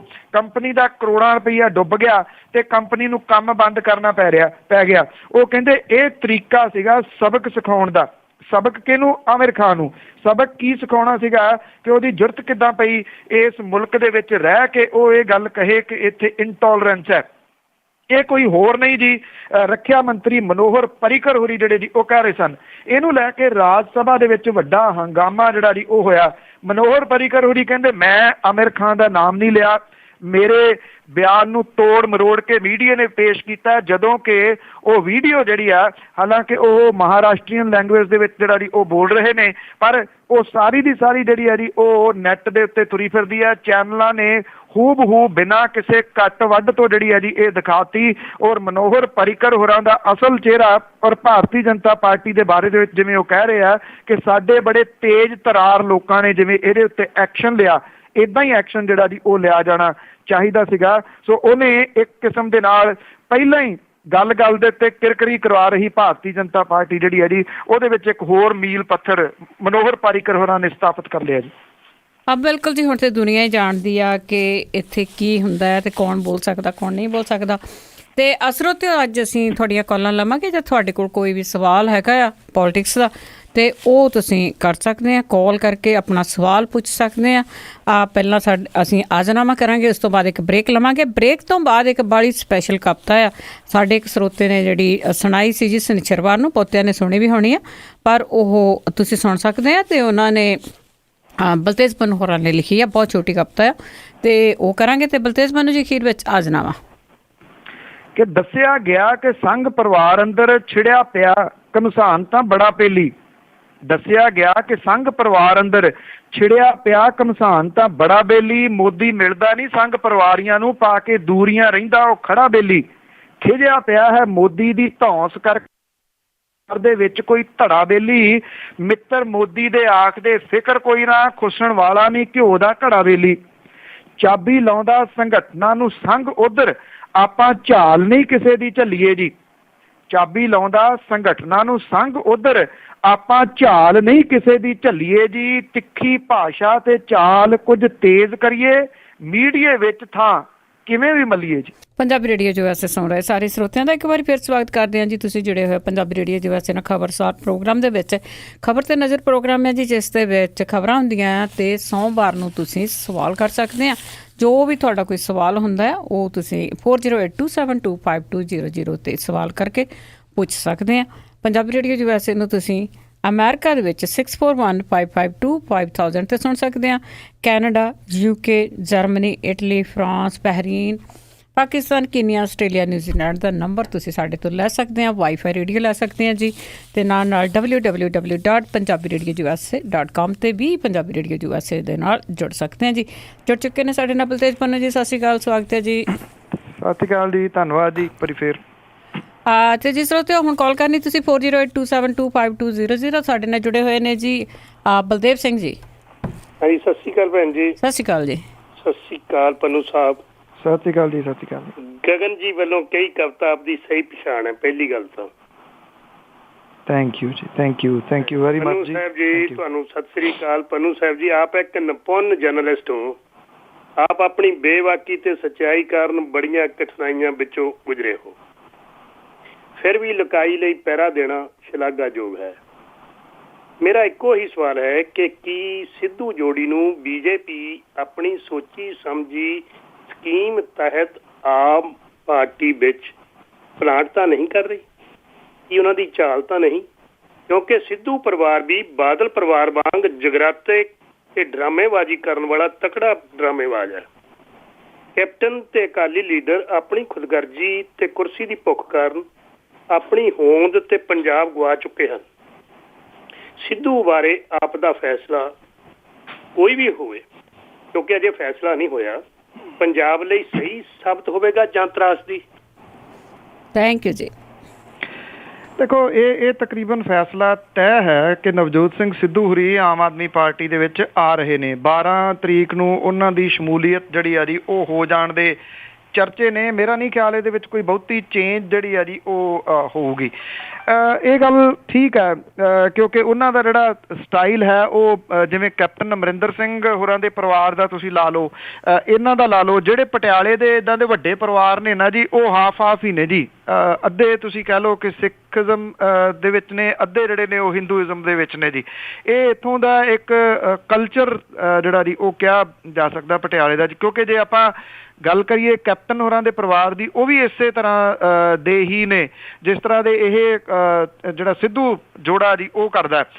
ਬਾਕੀ ਦੇਖੋ, ਇਹ ਅਜੇ ਬਹੁਤ ਸਮੇਂ ਤੋਂ ਪਹਿਲਾਂ ਵਾਲੀਆਂ ਗੱਲਾਂ ਹੋਣਗੀਆਂ ਕਿ ਇਹਦਾ ਅਸਰ ਜਿਹੜਾ ਜੀ ਉਹ ਕੀ ਪਊਗਾ ਨਵਜੋਤ ਸਿੰਘ ਸਿੱਧੂ ਹੋਰਾਂ ਦੇ ਇਹਦੇ ਵਿੱਚ ਆਉਣ ਦਾ। ਕੀ ਇਹ ਭਾਰਤੀ ਜਨਤਾ ਪਾਰਟੀ ਦੀ ਜਿਹੜੀ ਆ ਜੀ ਉਹ ਚਾਲ ਹੈ, ਜਾਂ ਜਿਹੜਾ ਤੁਸੀਂ ਕਹਿਣਾ ਚਾਹੁੰਦੇ ਹੋ ਕਿ RSS ਦੀ ਇਹ ਕੋਈ ਜਿਹੜੀ ਆ ਉਹ ਚਾਲ ਹੈ? ਇੰਨਾ ਕੁ ਜਿੰਨੀਆਂ ਕੁ ਕਨਸੋਆਂ ਮਿਲੀਆਂ ਨੇ, ਖਬਰ ਇਹ ਆ ਰਹੀ ਹੈ ਕਿ ਉਹਨਾਂ ਨੂੰ ਨੈਸ਼ਨਲ ਟੀਮ ਦੇ ਵਿੱਚ ਜਿਹੜਾ ਉਹ ਰੱਖਿਆ ਜਾਊਗਾ। ਨਵਜੋਤ ਸਿੰਘ ਸਿੱਧੂ ਹੋਰਾਂ ਨੂੰ ਨੈਸ਼ਨਲ ਤੌਰ ਦੇ ਉੱਤੇ ਪ੍ਰਚਾਰਕ ਦੇ ਤੌਰ ਦੇ ਉੱਤੇ ਜਿਹੜਾ ਜੀ ਰੱਖਿਆ ਜਾਊਗਾ। ਨਵਜੋਤ ਕੌਰ ਸਿੱਧੂ ਹੋਰੀ ਜਿਹੜੇ ਆ ਜੀ ਉਹ ਪੰਜਾਬ ਦੀ ਸਿਆਸਤ ਦੇ ਵਿੱਚ ਰਹਿਣਗੇ। ਇੱਥੇ ਉਹ ਚੋਣ ਜਿਹੜੀ ਆ ਉਹ ਲੜਨਗੇ, ਸਰਕਾਰ ਬਣਦੀ ਆ ਤੇ ਉਹਨਾਂ ਨੂੰ ਮੰਤਰਾਲਾ ਜਿਹੜਾ ਜੀ ਕੋਈ ਚੰਗਾ ਜ਼ਰੂਰ ਦਿੱਤਾ ਜਾਊਗਾ। ਦੇਖੋ, ਸਿਆਸਤ ਦੇ ਵਿੱਚ ਇਹ ਨਹੀਂ ਕਿਹਾ ਜਾ ਸਕਦਾ ਤੁਸੀਂ ਲਗਾਮ ਨਹੀਂ ਲਾ ਸਕਦੇ ਜਾਂ ਲਾਈਨ ਨਹੀਂ ਲਾ ਸਕਦੇ, ਇੱਥੇ ਜਿਹੜਾ ਜੀ ਉਹ ਆਉਣੇ ਨਹੀਂ। ਪਰ ਇੱਕ ਗੱਲ ਦੇ ਨਾਲ ਮੈਂ ਤੁਹਾਡੇ ਨਾਲ ਜਿਹੜਾ ਜੀ ਬਿਲਕੁਲ ਐਗਰੀ ਕਰਦਾ, ਜਿਹੜੀ ਤੁਸੀਂ ਕਹਿਣੀ ਚਾਹੁੰਦੇ ਸੀਗੇ ਕਿ ਦੂਜੀਆਂ ਪਾਰਟੀਆਂ ਦੇ ਵਿੱਚੋਂ ਆਏ ਹੋਏ ਜਿਹੜੇ ਲੋਕ ਨੇ ਉਹ ਕਿੰਨੇ ਕੁ ਕਾਰਗਰ ਜਿਹੜੇ ਆ ਜੀ ਉਹ ਸਾਬਤ ਹੋਣਗੇ। ਪੰਜਾਬ ਦੀ ਇਸ ਵੇਲੇ ਲੀਹੋਂ ਲੈ ਚੁੱਕੀ ਹਰ ਤਰ੍ਹਾਂ ਦੀ ਜਿਹੜੀ ਇਕੋਨਮੀ ਹੈ, ਚਾਹੇ ਉਹ ਐਜੂਕੇਸ਼ਨ ਸਿਸਟਮ ਹੈ, ਚਾਹੇ ਹੈਲਥ ਸਿਸਟਮ ਹੈ, ਉਹਨੂੰ ਕਿਵੇਂ ਜਿਹੜਾ ਜੀ ਇਹ ਪੁਰਾਣੇ ਜਿਹੜੇ ਲੋਕ ਨੇ ਉਹ ਇਹਦਾ ਹੱਲ ਲੱਭ ਸਕਣਗੇ ਜਾਂ ਹੱਲ ਜਿਹੜਾ ਜੀ ਉਹ ਕਰ ਸਕਣਗੇ। ਵਾਰੀ ਇਹ ਨਵਿਆਂ ਦੀ ਸੀ। ਪਾਰਟੀ ਪਤਾ ਨਹੀਂ ਕਿਹੜੇ ਤਰੀਕੇ ਦੇ ਨਾਲ ਜਿਹੜਾ ਜੀ ਉਹ ਸੋਚਦੀ ਹੈ।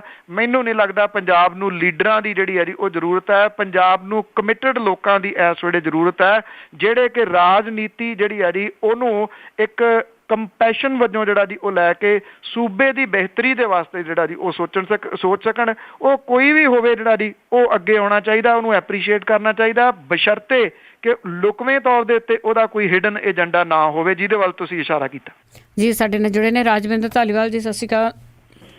ਸਤਿ ਸ਼੍ਰੀ ਅਕਾਲ ਜੀ ਭੈਣ ਜੀ। ਪੰਨੂ ਸਾਹਿਬ, ਬਹੁਤ ਬਹੁਤ ਪਿਆਰ ਭਰੀ ਸਤਿ ਸ਼੍ਰੀ ਅਕਾਲ। ਤੁਸੀਂ ਬਹੁਤ ਸੋਹਣੀ ਕਵਿਤਾ ਸੁਣੀ ਲਈ ਹੈ, ਤੁਹਾਨੂੰ ਬਿਲਕੁਲ ਫੱਬਦੀ ਹੈ ਤੇ ਢੁਕਦੀ ਹੈ ਤੁਹਾਡੇ ਤੇ। ਜਿੰਦਾਬਾਦ ਦਾ ਜਿਹੜਾ ਨਾਅਰਾ ਲਾ ਰਹੇ ਇਨਕਲਾਬ ਦਾ, ਉਹਦੀਆਂ ਤੁਹਾਨੂੰ ਵਧਾਈਆਂ। ਪ੍ਰੋਗਰਾਮ ਬਹੁਤ ਵਧੀਆ ਉਹ ਤੁਸੀਂ ਵਿੱਢਿਆ, ਪਿੰਡਾਂ ਦੇ ਵਿੱਚ ਜਾਂਦੇ ਹੋ, ਉਹਦੀ ਤੁਹਾਨੂੰ ਮੈਂ ਮੁਬਾਰਕ ਦੇਣੀ ਹੈ। ਦੂਸਰਾ ਮੇਰਾ ਪਹਿਲਾ ਕੁਐਸਚਨ ਹੈ ਵੀ ਢੰਡਰੀਆਂ ਵਾਲਿਆਂ ਤੇ ਜਿਹੜੇ ਅਟੈਕ ਹੋਇਆ ਸੀ ਉਹ ਕਿੱਧਰ ਨੂੰ ਗਈ ਸਟੋਰੀ, ਕੋਈ ਫੜਿਆ ਗਿਆ ਕਿ ਨਹੀਂ? ਤੇ ਇੱਕ ਜਿਹੜਾ ਕੁਐਸਚਨ ਵੀ ਇਹ ਆਪ ਵਾਲੇ ਜਿਹੜੀ 22 ਸੀਟਾਂ ਦੇ ਕਹਿੰਦੇ ਆ, ਇੱਕ ਦੋ ਦਿਨਾਂ 'ਚ ਇਹ ਕੋਈ ਦਿਨ ਆ ਗਿਆ ਪੱਕਾ ਇਹਨਾਂ ਦੀ ਅਨਾਊਂਸਮੈਂਟ ਹੋ ਜੂ? ਮਿਹਰਬਾਨੀ, ਬਹੁਤ ਬਹੁਤ ਧੰਨਵਾਦ ਤੁਹਾਡਾ ਸੱਚੀਆਂ ਸੁਣਾਉਣ ਦਾ। ਥੈਂਕ ਯੂ ਜੀ, ਬੜੀ ਮਿਹਰਬਾਨੀ। ਢੱਡਰੀਆਂ ਵਾਲਾ ਕੇਸ ਜਿਹੜਾ ਜੀ ਫੜੇ ਤਾਂ ਉਹਦੇ 'ਚ ਗਏ ਨੇ, ਜਿੱਧਰ ਤੁਸੀਂ ਕਹਿ ਰਹੇ ਹੋ ਕਿ ਫੜਿਆ ਗਿਆ ਕਿ ਨਹੀਂ, ਮਾਸਟਰਮਾਈਂਡ ਨਹੀਂ ਫੜਿਆ ਗਿਆ, ਉਹ ਅਜੇ ਉਵੇਂ ਹੀ ਆ। ਹਾਈ ਕੋਰਟ ਦੇ ਵਿੱਚ ਇਹ ਪਟੀਸ਼ਨ ਜਿਹੜੀ ਆ ਜੀ ਉਹ ਪੈਂਡਿੰਗ ਆ। ਅਗਸਤ ਦਾ ਪਹਿਲਾ ਹਫ਼ਤਾ ਚੱਲ ਪਿਆ ਜੀ, ਇਹਦੇ ਦੌਰਾਨ ਹੀ ਉਹਦੀ ਜਿਹੜੀ ਆ ਸੁਣਵਾਈ ਆ। ਦੇਖਦੇ ਹਾਂ ਹਾਈ ਕੋਰਟ ਅੱਗੋਂ ਜਿਹੜਾ ਜੀ ਕਿਸ ਪਾਸੇ ਵੱਲ ਨੂੰ ਲਿਜਾਂਦੀ ਆ। ਰਣਜੀਤ ਸਿੰਘ ਢੱਡਰੀਆਂ ਵਾਲੇ ਜਿਹੜੇ ਨੇ ਜੀ ਉਹ ਸ਼ਾਇਦ USA ਦੇ ਵਿੱਚ ਨੇ, ਜਿਹਦੇ ਕਰਕੇ ਇੱਥੇ ਉਹਨਾਂ ਦੀ ਤਰਫੋਂ ਵੀ ਕੋਈ ਬਿਆਨ ਵਗੈਰਾ ਜਿਹੜਾ ਜੀ ਉਹ ਨਹੀਂ ਆਇਆ। ਜਿੱਥੋਂ ਤੱਕ ਤੁਸੀਂ ਆਮ ਆਦਮੀ ਪਾਰਟੀ ਦੀ ਲਿਸਟ ਦੀ ਗੱਲ ਕੀਤੀ ਹੈ, ਲਿਸਟ ਤਿਆਰ ਹੈ, ਅੱਜ ਵੀ ਜਾਰੀ ਹੋ ਸਕਦੀ ਹੈ, ਕੱਲ ਨੂੰ ਵੀ ਜਾਰੀ ਹੋ ਸਕਦੀ ਹੈ। ਇਹਦੇ ਵਿੱਚ ਕੀ ਹੈ ਉਹਦੀ ਮੈਂ ਡਿਟੇਲ ਖਬਰਾਂ ਦੇ ਵਿੱਚ ਸਾਂਝੀ ਕਰਤੀ ਸੀ ਜੀ। ਤੇ ਸਾਡੇ ਅਗਲੇ ਕਾਲਰ ਨੇ ਜੀ ਤਾਰਾ ਸਿੰਘ ਜੀ। ਹਾਂਜੀ, ਵਾਹਿਗੁਰੂ ਜੀ ਕਾ ਖਾਲਸਾ, ਵਾਹਿਗੁਰੂ ਜੀ ਕੀ ਫਤਿਹ ਜੀ। ਫਤਿਹ ਜੀ। ਹਾਂਜੀ ਪਰ ਸਾਹਿਬ, ਦੋ ਛੋਟੇ ਸਾਰੇ, ਇੱਕ ਜਿਹੜਾ ਬਨਾਰਸ ਦੇ ਵਿੱਚ ਸੀਗਾ ਵਿਧਵਾ ਦਾ ਆਸ਼ਰਮ ਸੀਗਾ, ਉੱਥੇ ਮਾਰੀ ਜਾਂਦੇ, ਉੱਥੇ ਉਹਨੂੰ ਸਿੱਟੀ ਜਾਂਦੇ ਸੀਗੇ। ਇਹ ਮੋਦੀ ਜਿਹੜਾ ਹੈਗਾ ਹੁਣ ਇਹਨਾਂ ਨੇ ਬੱਚਿਆਂ ਦੇ ਵਾਸਤੇ ਤਾਂ ਮਨ ਕੀ ਬਾਤ ਵਿੱਚ ਗੱਲਾਂ ਕਹਿੰਦੇ, ਉਸ ਆਸ਼ਰਮ ਬਾਰੇ ਵੀ ਕੁਛ ਇਹਨਾਂ ਨੇ ਫੰਡ ਦਿੱਤੇ ਜਾਂ ਉਹਨਾਂ ਨੂੰ ਕੋਈ ਗੋਲ ਸਵਾਰਨ ਵਾਸਤੇ, ਉਹਨਾਂ ਨੂੰ ਦੁਬਾਰੇ ਵਿਆਹ ਕਰਾਉਣ ਵਾਸਤੇ ਕੁਛ ਪਿਆ ਉਹਨਾਂ ਨੂੰ। ਦੂਜਾ ਸਵਾਲ ਹੈ ਛੋਟਾ ਜਿਹੜਾ ਪੁਲ ਬਣਾਈ ਜਾਂਦੇ ਆ, ਸੜਕਾਂ ਬਣਾਈ ਜਾਂਦੇ, ਕਾਹਦੇ ਵਾਸਤੇ ਬਣਾਉਂਦੇ ਆ? ਤੇ ਪਾਣੀ ਖਤਮ ਕਰ, ਜਨਤਾ ਤਾਂ ਰਹਿਣੀ ਨਹੀਂ ਗੀ। ਇਹ ਪਾਣੀ ਦਾ ਅਰੇਂਜਮੈਂਟ ਕਰਨ। ਪਹਿਲਾਂ ਜਿਹੜੇ ਦਰਿਆ ਵਾ ਜਿੱਦਾਂ ਹੁਣ ਨਵੇਂ ਸ਼ਹਿਰ ਕੋਲ ਬੰਦਿਆਂ ਦਾ ਪੁਲ ਬਣਿਆ ਵਾ, ਉੱਥੇ ਡੈਮ ਬਣਾ ਕੇ ਲਾਗੇ 10-10, 20-20 ਫੀਟ ਇੱਥੇ ਕੰਮ ਵਾਲਾ ਪੱਤਰ ਬਣਿਆ ਵਾ। ਇਹ ਪਾਣੀ ਗਾਂ ਜਾਣ ਹੀ ਨਾ ਦੇ, 10-10, 20-20 ਮੀਟਰ ਨਹਿਰਾਂ ਬਣਾ ਕੇ ਪਾਣੀ ਦੇ ਯੂਜ਼ ਕਰਨ, ਪਾਣੀ ਥੱਲੇ ਵਾਲਾ ਪਾਣੀ ਉੱਪਰ ਆ ਜਾਊਗਾ। ਲੋਕੀ ਕੁਛ 10-15% ਤਾਂ ਜਿਹੜਾ ਹੈਗਾ ਵਾ ਪਾਸ ਹੋ ਜੂਗਾ, ਜਨਤਾ ਹੋ ਜਾਣਗੀਆਂ। ਬਾਕੀ ਜਿਹੜਾ ਹੈਗਾ ਵਾ ਬਾਕੀ ਪਾਣੀ ਗਾਂ ਨਾ ਜਾਣਦੇ ਨੇ। ਪਾਣੀ ਦਾ ਰੌਲਾ ਕਾਹਦਾ ਪਾਇਆ ਵਾ? ਮੁਕਤ ਮੁਲਾ ਰੌਲਾ ਪਾਇਆ ਵਾ ਇਹਨਾਂ ਨੇ। Thank you. ਬੰਦ ਨਾ ਕਰੋ, ਮੈਂ ਫੋਨ ਤੋਂ ਕਾਲ ਕਰਦਾ ਵਾ, ਇਹਦਾ ਆਨਸਰ ਸੁਣਨਾ ਬਣਾ। ਜ਼ਰੂਰ ਜੀ, ਜ਼ਰੂਰ। ਸਤਿ ਸ਼੍ਰੀ ਅਕਾਲ। ਦੇਖੋ, ਬਨਾਰਸ ਵਾਲੀ ਜਿਹੜੀ ਤੁਸੀਂ ਗੱਲ ਕੀਤੀ ਆ, ਇਹੋ ਜਿਹੇ ਮੁੱਦਿਆਂ ਦੇ ਵਾਸਤੇ ਸਾਡੇ ਪ੍ਰਧਾਨ ਮੰਤਰੀ ਕੋਲੇ ਅਜੇ ਸਮਾਂ ਨਹੀਂ ਗਾ। ਮਨ ਕੀ ਬਾਤ ਜਿਹੜੀ ਉਹ ਕਰਦੇ ਆ, ਉਹਦੇ ਵਿੱਚ ਇਸ ਤਰ੍ਹਾਂ ਦਾ ਕੋਈ ਮੁੱਦਾ ਨਹੀਂ ਛੋਇਆ ਜਾਂਦਾ। ਮੁੱਦੇ ਤਾਂ ਬਨਾਰਸ ਵਾਲੇ ਦੇ ਨਾਲੋਂ ਜਿਹੜੇ ਤੁਰੰਤ ਧਿਆਨ ਦੇਣ ਦੀ ਮੰਗ ਕਰਦੇ ਨੇ, ਉਹ ਜੰਮੂ ਕਸ਼ਮੀਰ ਵਾਲਾ ਮਸਲਾ, ਨੌਜਵਾਨੀ ਨੂੰ ਜਿਵੇਂ ਪੈਰਟ ਬੰਦੂਕਾਂ ਦੇ ਨਾਲ ਜਿਹੜਾ ਜੀ ਉਹ ਮਾਰਿਆ ਜਾ ਰਿਹਾ ਹੈ। ਇਸ ਮਾਮਲੇ ਦੇ ਉੱਤੇ ਤਾਂ ਲੋਕ ਸਭਾ ਤੇ ਰਾਜ ਸਭਾ ਇਕੱਠੀਆਂ ਨਹੀਂ ਹੁੰਦੀਆਂ, ਉਹ ਕਿਸੇ ਇੱਕ ਛੋਟੇ ਜਿਹੇ ਮੁੱਦੇ ਦੇ ਉੱਤੇ ਜਿਹੜੀਆਂ ਜੀ ਉਹ ਇਕੱਠੀਆਂ ਹੋ ਜਾਂਦੀਆਂ ਨੇ। ਮੁੱਦਾ ਇਸ ਵੇਲੇ ਦਲਿਤ ਭਾਈਚਾਰੇ ਦੇ ਉੱਤੇ ਹੋ ਰਹੇ ਜ਼ੁਲਮਾਂ ਵਾਲਾ ਵੱਡਾ।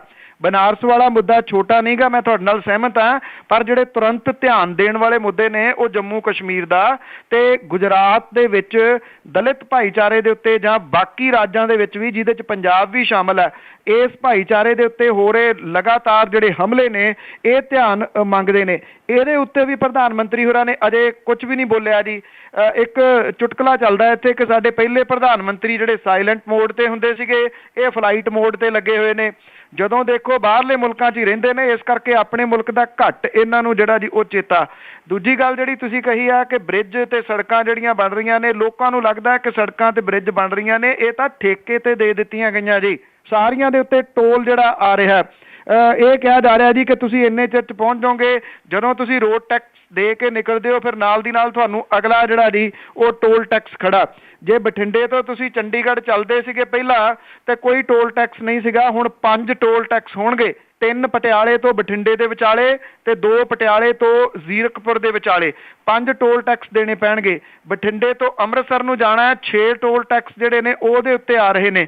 ਜਿਹੜੀ ਵੀ ਸੜਕ ਬਣ ਰਹੀ ਆ ਠੇਕੇ ਤੇ ਦੇ ਦਿੱਤੀ ਗਈ ਆ, ਸਰਕਾਰ ਧੇਲਾ ਨਹੀਂ ਇਹਦੇ ਉੱਤੇ ਖਰਚ ਰਹੀ। ਹਾਂ, ਸਰਕਾਰ ਦੇ ਨੇੜਲੇ ਜਿਹੜੇ ਨੇ ਜੀ ਉਹ ਇਹਦੇ ਉੱਤੇ ਧੇਲੇ ਖਰਚ ਕੇ ਫਿਰ ਉਹਨਾਂ ਨੇ ਦਮੜੇ ਜਿਹੜੇ ਆ ਜੀ ਉਹ ਜ਼ਰੂਰ ਕਮਾਉਣੇ ਆ, ਕਿਉਂਕਿ ਇਹਦੇ ਕੰਟਰੈਕਟ ਜਿਹੜੇ ਆ ਜੀ ਕਿਸੇ ਆਮ ਆਦਮੀ ਨੂੰ, ਆਮ ਬੰਦੇ ਨੂੰ ਨਹੀਂ ਦਿੱਤੇ ਗਏ। ਇਹਨਾਂ ਦੇ ਕੰਟਰੈਕਟ ਜਿਹੜੇ ਨੇ ਉਹ ਸਿਆਸਤ ਦੇ ਵਿੱਚ ਜਿਹੜੇ ਵਿਚਰਦੇ ਲੋਕ ਜਾਂ ਉਹਨਾਂ ਦੇ ਨੇੜੇ ਤੇੜੇ ਵਾਲੇ ਜਾਂ ਉਹਨਾਂ ਦੇ ਪਰਿਵਾਰਾਂ ਨੂੰ ਹੀ ਮਿਲੇ ਆ, ਕਿਸੇ ਹੋਰ ਨੂੰ ਨਹੀਂ। ਇਹ ਤਾਂ ਲੋਕਾਂ ਦੀ ਜਿਹੜੀ ਆ ਜੀ ਨਵੇਂ ਤਰੀਕੇ ਦੇ ਨਾਲ ਚੰਮ ਲਾਉਣ ਦਾ ਤਰੀਕਾ ਜਿਹੜਾ ਜੀ ਉਹ ਇਹਨਾਂ ਨੇ ਅਪਣਾਇਆ ਹੋਇਆ, ਜਿਹੜੇ ਜੇਬਾਂ ਦੇ ਵਿੱਚੋਂ ਪੈਸੇ ਕਢਵਾਉਣ ਦਾ ਟੋਲ ਟੈਕਸ ਦੇ ਰੂਪ ਦੇ ਵਿੱਚ, ਹੋਰ ਕੁਝ ਨਹੀਂ ਗਾ ਇਹ ਜੀ। ਬਿਲਕੁਲ ਜੀ, ਲੋਕੀ ਵੀ ਚੰਮ ਲਹਾਈ ਜਾਂਦੇ, ਬੋਲਦੇ ਕਿਉਂ ਨਹੀਂ ਇਹ ਨਹੀਂ ਪਤਾ। ਜਿਸ ਤਰ੍ਹਾਂ ਤੇ ਤੁਸੀਂ ਕਾਲ ਕਰ ਸਕਦੇ ਹੋ 4082725200। ਜੇ ਤੁਹਾਡੇ ਕੋਲ ਕੋਈ ਵੀ ਸਵਾਲ ਹੈ ਤਾਂ ਤੁਸੀਂ ਕਰ ਸਕਦੇ ਜੀ। ਰਮਨ ਸਿੰਘ ਜੀ। ਹਾਂਜੀ ਪੰਨੂ ਸਾਹਿਬ ਜੀ, ਸਤਿ ਸ੍ਰੀ ਅਕਾਲ ਜੀ। ਭੈਣ ਜੀ ਸਤਿ ਸ੍ਰੀ ਅਕਾਲ ਜੀ। ਸਤਿ ਸ਼੍ਰੀ ਅਕਾਲ। ਸਤਿ ਸ਼੍ਰੀ ਅਕਾਲ ਜੀ।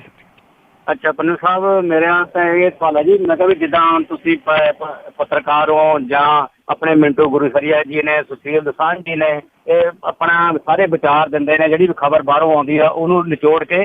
ਏਦਾਂ ਆਮ ਆਦਮੀ ਪਾਰਟੀ ਦੇ ਜਿਹੜੇ ਮੇਨ ਲੀਡਰ ਨੇ, ਵੱਡੇ ਲੀਡਰ ਨੇ, ਉਹਨਾਂ ਨੂੰ ਜਾਣੀ ਕਿ ਜਿਹੜਾ ਵੀ ਕੋਈ ਕੰਮ ਕਰਨਾ ਉਹਨੂੰ ਏਦਾਂ ਇਹ ਸਲਾਹ ਮਸ਼ਵਰਾ ਦੇਣ ਵਾਸਤੇ ਤਾਂ ਪੱਤਰਕਾਰ ਨਹੀਂ ਬੈਠ ਸਕਦੇ ਜੀ ਉਹਨਾਂ ਦੇ ਨਾਲ। ਮੇਰਾ ਇਹ ਸਵਾਲ ਆ ਜੀ।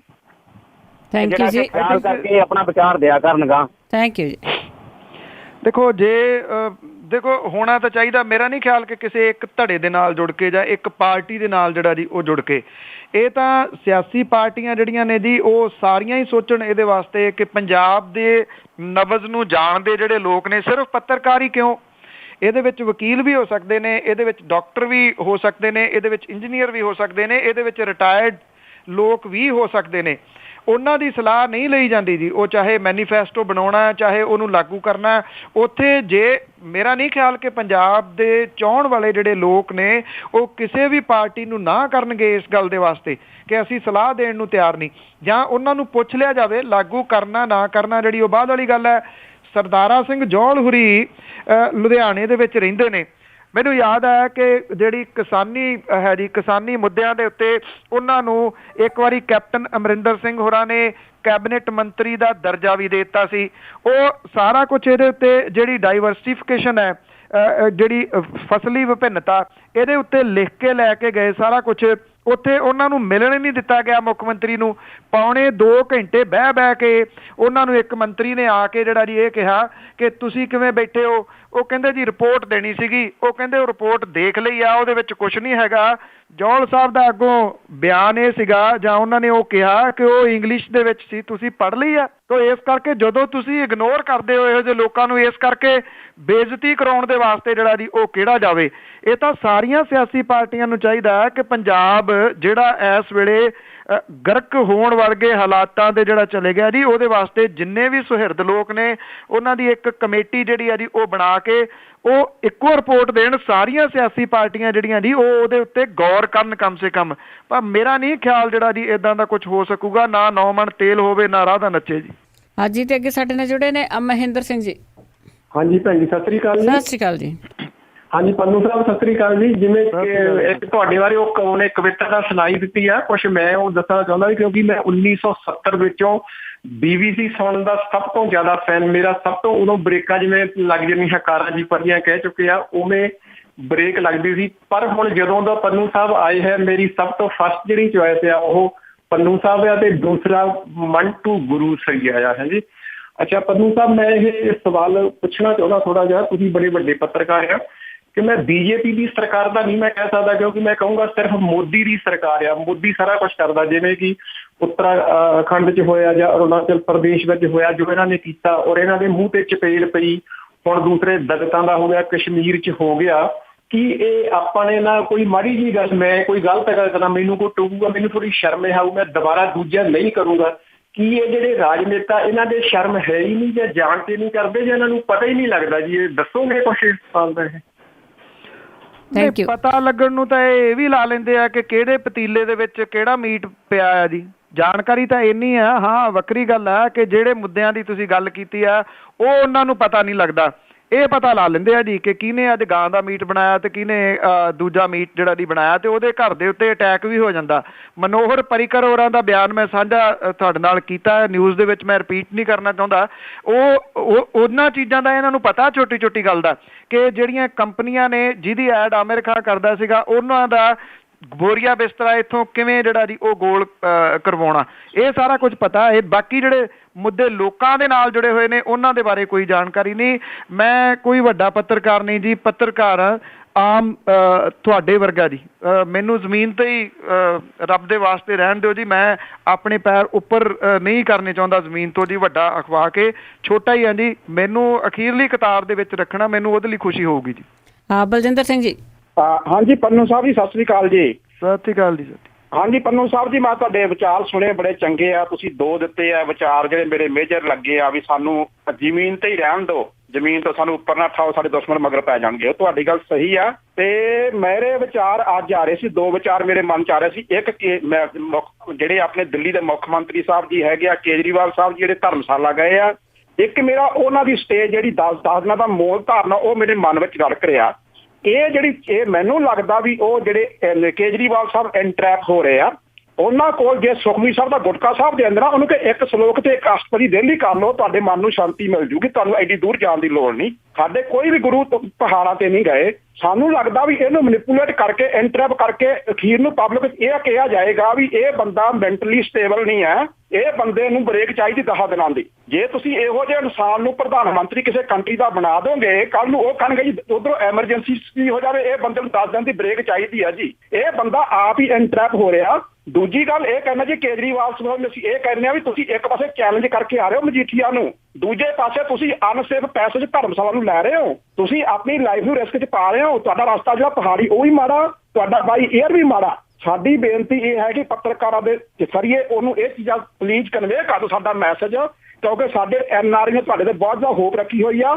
ਸਾਡੀ ਇਹਦੀ ਇੰਨੀ ਆ ਤੁਸੀਂ ਆਸਾ ਵਧਾ ਦਿੱਤੀ ਆ, ਸਾਨੂੰ ਕਿਤੇ ਡਾਊਨ ਧਰਤੀ ਦੇ ਠੱਪ ਕੇ ਨਾ ਮਾਰਿਓ ਬਾਅਦ ਚ। ਅਸੀਂ ਤੁਹਾਨੂੰ ਬੇਨਤੀ ਕਰਦੇ ਆ ਤੁਸੀਂ ਆਪਣੀ ਪਬਲਿਕ ਸੇਫਟੀ ਆਪਣੀ ਸੇਫਟੀ ਰੱਖੋ। ਇਹਨਾਂ ਬਾਬਿਆਂ ਦੇ ਚੱਕਰ ਤੁਹਾਨੂੰ ਪੈਣ ਦੀ ਲੋੜ ਨਹੀਂ। ਤੁਹਾਡੇ ਕੋਲ ਬਹੁਤ ਕਿਤਾਬਾਂ ਹੈਗੀਆਂ, ਬਹੁਤ ਫਿਲਾਸਫੀ ਦੀਆਂ ਕਿਤਾਬਾਂ ਹੈਗੀਆਂ, ਜਿੱਥੋਂ ਅਸੀਂ ਤੁਹਾਨੂੰ ਭੇਜਦੇ ਫਿਲਾਸਫੀ ਦੀਆਂ ਕਿਤਾਬਾਂ। ਇਹ thank you Baljinder Singh ji, thank you ਜੀ। ਮੈਸੇਜ ਤੁਹਾਡਾ ਪਹੁੰਚ ਹੀ ਗਿਆ ਹੋਣਾ ਜੀ, ਕਿਉਂਕਿ ਪੰਜਾਬੀ ਰੇਡੀਓ USA ਤੇ ਕਹੀ ਹੋਈ ਗੱਲ ਜਿਹੜੀ ਆ ਜੀ ਉਹ ਬੜੀ ਤੇਜ਼ੀ ਦੇ ਨਾਲ ਪਹੁੰਚ ਜਾਂਦੀ ਹੈ। ਸ਼ਾਇਦ ਉਹਨਾਂ ਦੇ ਜਿਹੜੇ ਨੇੜੇ ਵਾਲੇ ਨੇ ਜੀ, ਸਾਡੇ ਤੋਂ ਜ਼ਿਆਦਾ ਨੇੜੇ ਵਾਲੇ, ਉਹ ਗੱਲ ਤੁਹਾਡੀ ਪਹੁੰਚਾ ਦੇਣਗੇ ਜੀ। ਮੈਂ ਇੰਨਾ ਨੇੜੇ ਨਹੀਂ ਆ ਜੀ ਕਿ ਕੋਈ ਵੀ ਗੱਲ ਤੁਸੀਂ ਕਹੋ ਤੇ ਮੈਂ ਝੱਟ ਦੇ ਨਹੀਂ ਫੋਨ ਚੁੱਕ ਕੇ ਜਿਹੜਾ ਜੀ ਉਹਨਾਂ ਨੂੰ ਪਹੁੰਚਾ ਦੇਵਾਂ। ਤੁਸੀਂ ਮੈਸੇਜ ਦੇ ਦਿੱਤਾ, ਹੋਪਫੁਲੀ ਪਹੁੰਚ ਜੂਗਾ ਜੀ। ਬਿਲਕੁਲ ਜੀ। ਨਾਲੇ ਤੁਸੀਂ ਇੱਕ ਗੱਲ ਮੈਂ ਜ਼ਰੂਰ ਐਡ ਕਰਨੀ ਚਾਹਾਂਗੇ ਕਿ ਜ਼ਰੂਰੀ ਨਹੀਂ ਸਿੱਖ ਧਰਮ ਕਿਸੇ ਨੂੰ ਮਜਬੂਰ ਨਹੀਂ ਕਰਦਾ ਕਿ ਸਿੱਖ ਧਰਮ ਦੇ ਵਿੱਚ ਆਵੋ। ਧਰਮ ਵੱਖਰੇ ਵੱਖਰੇ ਆ। ਕੀ ਇਸ ਵੇਲੇ ਜਿਹੜੇ ਪੰਜਾਬ ਦੇ ਵਿੱਚ MLA ਆ, MP ਆ, ਜਾਂ ਸਾਡੇ ਰਾਜ ਕਰਦੇ ਆ, ਉਹ ਸਾਰੇ ਸਿੱਖ ਨਹੀਂ ਹੈਗੇ। ਉਹ ਆਪੋ ਆਪਣੇ ਧਰਮ ਨੂੰ ਜਿਹੜਾ ਆ, ਜਾਂ ਆਪੋ ਆਪਣੇ ਜਿੱਥੇ ਵੀ ਉਹਨਾਂ ਦੇ ਯਕੀਨ ਆ, ਉਹਨਾਂ ਨੂੰ ਉਹ ਮੰਨਦੇ ਆ। ਅੱਗੇ ਸਾਡੇ ਨਾਲ ਜੁੜੇ ਨੇ ਕੇਵਲ ਸਿੰਘ ਜੀ। ਹੈਲੋ, ਸਤਿ ਸ਼੍ਰੀ ਅਕਾਲ ਜੀ। ਸਤਿ ਸ਼੍ਰੀ ਅਕਾਲ ਭੈਣ ਜੀ। ਸਤਿ ਸ਼੍ਰੀ ਅਕਾਲ ਪੰਨੂ ਸਾਹਿਬ। ਸਤਿ ਸ਼੍ਰੀ ਅਕਾਲ ਜੀ। ਸਤਿ ਸ਼੍ਰੀ ਅਕਾਲ। ਹਾਂਜੀ ਪੰਨੂ ਸਾਹਿਬ, ਮੇਰਾ ਸਵਾਲ ਆ ਜੀ, ਮੈਨੂੰ ਪਤਾ ਲੱਗਿਆ ਸੀ, ਪਹਿਲਾਂ ਮੈਂ ਰੇਡੀਓ ਤੋਂ ਹੀ ਸੁਣਿਆ ਸੀਗਾ ਵੀ ਪੰਜਾਬ ਦੀ leadership Aam Aadmi party change ਕਰ ਰਹੀ ਹੈ, ਖਾਸ ਕਰਕੇ ਸੁੱਚਾ ਸਿੰਘ ਜੀ ਛੋਟੇਪੁਰ ਨੂੰ। ਉਹਨਾਂ ਦੀ ਜਗ੍ਹਾ ਤੇ ਜੇ ਕੋਈ ਹੋਰ ਆਉਂਦਾ, ਕੀ ਜਿਹੜੇ ਰੁੱਸ ਕੇ ਗਏ ਹੋਏ ਨੇ ਉਹ ਵਾਪਸ ਆ ਸਕਦੇ ਨੇ? ਜੀ ਥੈਂਕ ਯੂ। ਇਹ ਗੱਲ ਜਿਹੜੀ ਆ ਜੀ ਬਿਲਕੁਲ ਚੱਲ ਰਹੀ ਆ ਜੀ। ਇਹ ਕਿਹਾ ਜਾ ਰਿਹਾ ਹੈ ਕਿ ਜੇ 12 ਤਰੀਕ ਨੂੰ ਨਵਜੋਤ ਸਿੰਘ ਸਿੱਧੂ ਹੋਰੀ ਪਾਰਟੀ ਦੇ ਵਿੱਚ ਜੁਆਇਨ ਕਰ ਰਹੇ ਨੇ ਤਾਂ 13-14 ਤਰੀਕ ਦੇ ਨੇੜੇ ਤੇੜੇ ਜਾਂ 12 ਨੂੰ ਹੀ ਕੁਝ ਇਸ ਮਸਲੇ ਦੇ ਉੱਤੇ ਚੇਂਜਸ ਜਿਹੜੀ ਆ ਉਹ ਆ ਸਕਦੀ ਆ। ਜਿਹੜਾ ਤੁਸੀਂ ਸਵਾਲ ਅਗਲਾ ਜਿਹੜਾ ਕੀਤਾ ਕਿ ਕੀ ਉਹ ਵਾਪਸ ਆ ਸਕਦੇ ਨੇ ਜਿਹੜੇ ਇਹਨਾਂ ਦੀ ਵਜ੍ਹਾ ਕਰਕੇ ਰੁੱਸ ਕੇ ਗਏ ਆ, ਸ਼ਾਇਦ ਇਹ ਹਾਂ ਜਿਹੜਾ ਇਹਦਾ ਜਵਾਬ ਹੋ ਸਕਦਾ ਹੈ। ਜਿਨ੍ਹਾਂ ਨੂੰ ਸੁੱਚਾ ਸਿੰਘ ਛੋਟੇਪੁਰ ਹੋਰਾਂ ਤੋਂ ਕੋਈ ਪ੍ਰੋਬਲਮ ਸੀਗੀ ਜਾਂ ਉਹਨਾਂ ਦੀ ਅਧੀਨਗੀ ਨਹੀਂ ਕਬੂਲਦੇ, ਹੁਣ ਸਵਾਲ ਇਹ ਰਹੂਗਾ ਕਿ ਉਹਨਾਂ ਦੀ ਜਗ੍ਹਾ ਦੇ ਉੱਤੇ ਕਿਹੜਾ ਆਉਂਦਾ ਔਰ ਉਹ ਇਹਦੇ ਸਬੰਧ ਦੇ ਵਿੱਚ ਕੋਈ ਐਫਰਟ ਜਿਹੜੀਆਂ ਦੀ ਉਹ ਕਰਦਾ, ਇਹ ਇਹਦੇ ਉੱਤੇ ਨਿਰਭਰ ਕਰੂਗਾ ਜੀ। ਸੋ ਪਹਿਲਾਂ ਉਹਨਾਂ ਦਾ ਜੇ ਪਾਸੇ ਕਰਦੀ ਹੈ ਪਾਰਟੀ ਉਹਨਾਂ ਨੂੰ ਇਸ ਕਨਵੀਨਰਸ਼ਿਪ ਤੋਂ, ਉਹਨਾਂ ਦੀ ਜਗ੍ਹਾ ਕੌਣ ਆਉਂਦਾ ਜੀ, ਇਹ ਸਵਾਲ ਬਹੁਤ ਵੱਡਾ ਰਹੂਗਾ। ਜੀ ਤੇ ਅੱਗੇ ਸਾਡੇ ਨਾਲ ਜੁੜੇ ਨੇ ਪਰਵਿੰਦਰ ਢਿੱਲੋਂ ਜੀ। ਹਾਂਜੀ ਭੈਣ ਜੀ, ਸਤਿ ਸ਼੍ਰੀ ਅਕਾਲ ਪੰਨੂ ਸਾਹਿਬ। ਸਤਿ ਸ਼੍ਰੀ ਅਕਾਲ ਜੀ। ਸਤਿ ਸ਼੍ਰੀ ਅਕਾਲ ਜੀ। ਪੰਨੂ ਸਾਹਿਬ, ਮੇਰਾ ਸਵਾਲ ਹੈਗਾ ਆਪ ਪਾਰਟੀ ਲਈ ਉਹ ਇੱਕ ਲਿਸਟ ਨਾ ਜਾਰੀ ਕਰਨੀ ਤੇ ਲਿਸਟ ਰੋਕਦੇ ਰਹੇ ਤਾਂ ਹੁਣ ਕਹਿੰਦੇ ਵੀ 22 ਬੰਦਿਆਂ ਦੀ ਲਿਸਟ ਫਿਰ ਜਾਰੀ ਕਰਨੀ ਇਹਨਾਂ ਨੇ, ਤੇ ਕੀ ਵਜ੍ਹਾ, ਕਿਹੜੀ ਗੱਲੋਂ ਇੰਨਾ ਵੇਟ ਕਾਲ ਕਰਵਾ ਰਹੇ ਲੋਕਾਂ ਨੂੰ ਜਾਂ ਕਿੱਦਾਂ ਵੀ? ਤੇ ਜਿਹੜੀ ਲਿਸਟ ਜਿਹੜੀ ਜਾਰੀ ਕਰ ਰਿਹਾ ਇਹਦਾ ਇਹਨਾਂ ਨੂੰ ਪਤਾ ਹੋਣਾ ਵੀ ਇਹ ਜਿਹੜੇ ਬੰਦੇ ਆ ਵੀ ਇਹੋ MLA ਬਣ ਗਏ ਇੱਥੋਂ, ਬਾਕੀ ਨਹੀਂ, ਤੇ ਜਿੱਥੇ ਡਰ ਰਿਹਾ ਇਹਨਾਂ ਨੂੰ ਮੈਨੂੰ ਤਾਂ ਨਹੀਂ ਅਨਾਉਂਸ ਕਰ ਰਹੇ। ਇਹਦੇ ਬਾਰੇ ਜਰਾ ਦੱਸਿਓ ਵਿਚਾਰ ਆਪਣੇ ਬਾਰੇ। Thank you. ਦੇਖੋ, ਆਈ ਥਿੰਕ ਕੋਈ ਵੀ ਜਿਹੜੀ ਪਾਰਟੀਆਂ ਹੁੰਦੀਆਂ ਨੇ, ਹਰ ਪਾਰਟੀ ਦੀ ਆਪਣੀ ਇੱਕ ਸਟ੍ਰੈਟਜੀ ਹੈ। ਜਾਂ ਤਾਂ ਬਾਕੀ ਪਾਰਟੀਆਂ ਦੀ ਲਿਸਟ ਜਾਰੀ ਹੋ ਗਈ ਹੋਵੇ, ਇਹ ਡਿਲੇ ਹੋ ਰਹੀ ਹੋਵੇ ਤਾਂ ਹੈ। ਮੇਰਾ ਖਿਆਲ ਉਹ ਫੂਕ ਕੇ ਪੈਰ ਜਿਹੜਾ ਜੀ ਉਹ ਧਰ ਰਹੇ ਨੇ ਕਿ ਉਹ ਨਾ ਹੋਵੇ ਕੱਲ ਨੂੰ ਕੋਈ ਨਾਮ ਜਿਹੜਾ ਉਹ ਵਾਪਸ ਲੈਣਾ ਪਏ, ਵਾਪਸ ਲੈ ਕੇ ਮੁੜ ਕੇ ਜਿਹੜਾ ਜੀ ਕੋਈ ਉੱਥੇ ਕੈਂਡੀਡੇਟ ਬਦਲਣਾ ਪਏ ਜਿਹੜਾ ਕਿ ਵਿਰੋਧੀ ਧਿਰਾਂ ਨੂੰ ਮੌਕਾ ਦਊਗਾ ਇੱਕ ਗੱਲ ਕਰਨ ਦਾ। ਸ਼ਾਇਦ ਉਹਦੇ ਕਰਕੇ ਇਹਦੇ ਵਿੱਚ ਡਿਲੇ ਜਿਹੜੀ ਹੋ ਰਹੀ ਹੈ। ਦੂਜਾ ਜਿਹੜਾ ਉਹਨਾਂ ਨੇ ਸਿਸਟਮ ਅਪਣਾਇਆ ਹੋਇਆ ਉਹ ਲੈਂਥੀ ਆ ਕਾਫੀ, ਜਿਹੜਾ ਜੀ ਥੱਲਿਓਂ ਜਿਹੜਾ ਜੀ ਤੁਰਨਾ, ਬੂਥ ਲੈਵਲ ਦੀਆਂ ਜਿਹੜੇ ਕਮੇਟੀਆਂ ਨੇ ਉਹਨਾਂ ਦੇ ਵੱਲੋਂ ਰਿਕਮੈਂਡ ਕੀਤਾ ਜਾਣਾ, ਫਿਰ ਉਹਦੇ ਵਿੱਚੋਂ ਜਿਹੜੇ ਆ ਜੀ 5 ਨਾਮ ਕੱਢਣੇ, 5 ਚੋਂ ਫਿਰ 3 ਜਿਹੜੇ ਆ ਉੱਪਰ ਜਾਣੇ ਤੇ 3 ਦੇ ਵਿੱਚੋਂ ਇੱਕ ਜਿਹੜਾ ਉਹ ਸਿਲੈਕਟ ਹੋਣਾ। ਸ਼ਾਇਦ ਇਹ ਕਿਤੇ ਨਾ ਕਿਤੇ ਲੈਂਥੀ ਪ੍ਰੋਸੈਸ ਜਿਹੜਾ ਜੀ ਉਹਦੇ ਕਰਕੇ ਇਹ ਹੋ ਰਿਹਾ। ਅਜੇ ਸਮਾਂ ਪਿਆ ਇਲੈਕਸ਼ਨਾਂ ਦੇ ਵਿੱਚ ਕਾਫੀ, ਮੇਰਾ ਖਿਆਲ ਸਭ ਤੋਂ ਪਹਿਲਾਂ ਜਾਰੀ ਕਰ ਰਹੇ ਨੇ ਜੀ ਇਹ, ਬਾਕੀਆਂ ਦੇ ਤਾਂ ਅਜੇ ਕੁਝ ਇੱਦਾਂ ਦਾ ਨਹੀਂ ਜਿਹੜਾ ਉਹ ਸਾਹਮਣੇ ਆਇਆ।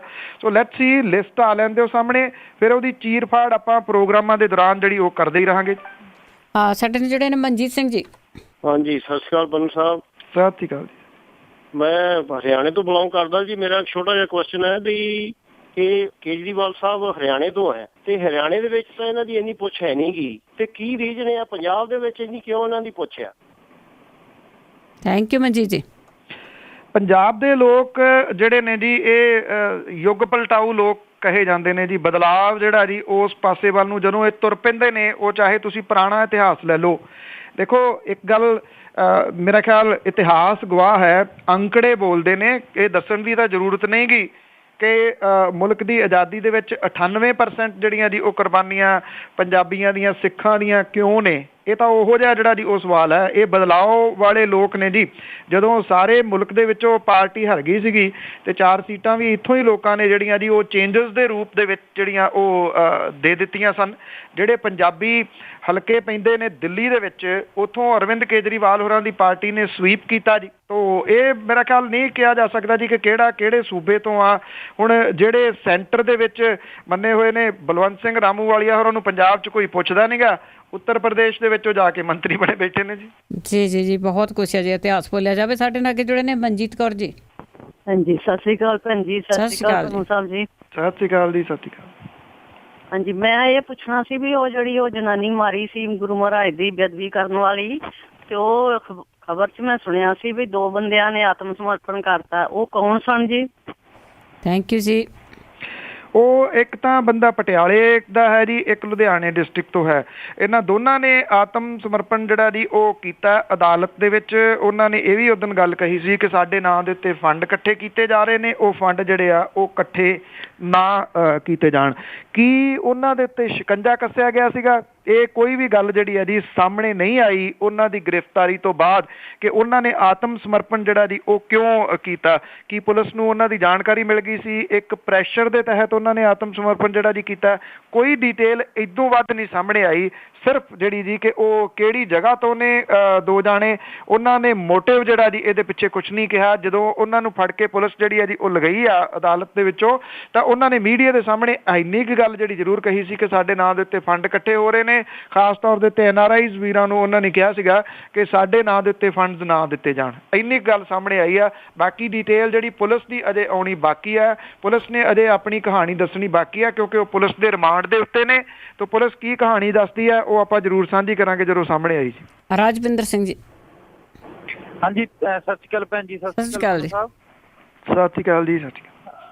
ਹਾਂਜੀ ਸਰ, ਮੇਰੇ ਛੋਟੇ ਕੁਐਸਚਨ 3-4 ਹੋਊਗੇ ਸਰ। ਤੇ ਇੱਕ ਤਾਂ ਪੰਨੂ ਸਾਹਿਬ ਮੈਂ ਇਹ ਪੁੱਛਣਾ ਸੀ, ਜਿਹੜਾ ਇੱਕ ਭੈਣ ਬੈਠੀ ਆ 15 ਮੇਰੇ ਖਿਆਲ 16ਵਾਂ ਸਾਲ ਲੱਗ ਗਿਆ ਜੀ ਉਹਨੂੰ ਭੁੱਖ ਹੜਤਾਲ ਤੇ ਬੈਠੀ ਨੂੰ, ਜਿਹੜੀ ਮੇਰੇ ਖਿਆਲ ਜਿਹੜਾ ਨਕਸਲਵਾਦੀ ਲਹਿਰ ਚੱਲਦੀ ਜਾਂ ਉਹਦੇ ਖਿਲਾਫ ਹੈ ਜਾਂ ਕਿੱਦਾਂ, ਉਹਦੀ ਅਪਡੇਟ ਦੱਸਿਓ ਮੇਰੇ ਤੋਂ। ਨਾਂ ਤਾਂ ਉਹਦਾ ਨਹੀਂ ਯਾਦ, ਮੈਨੂੰ ਵਿਸਰ ਗਿਆ।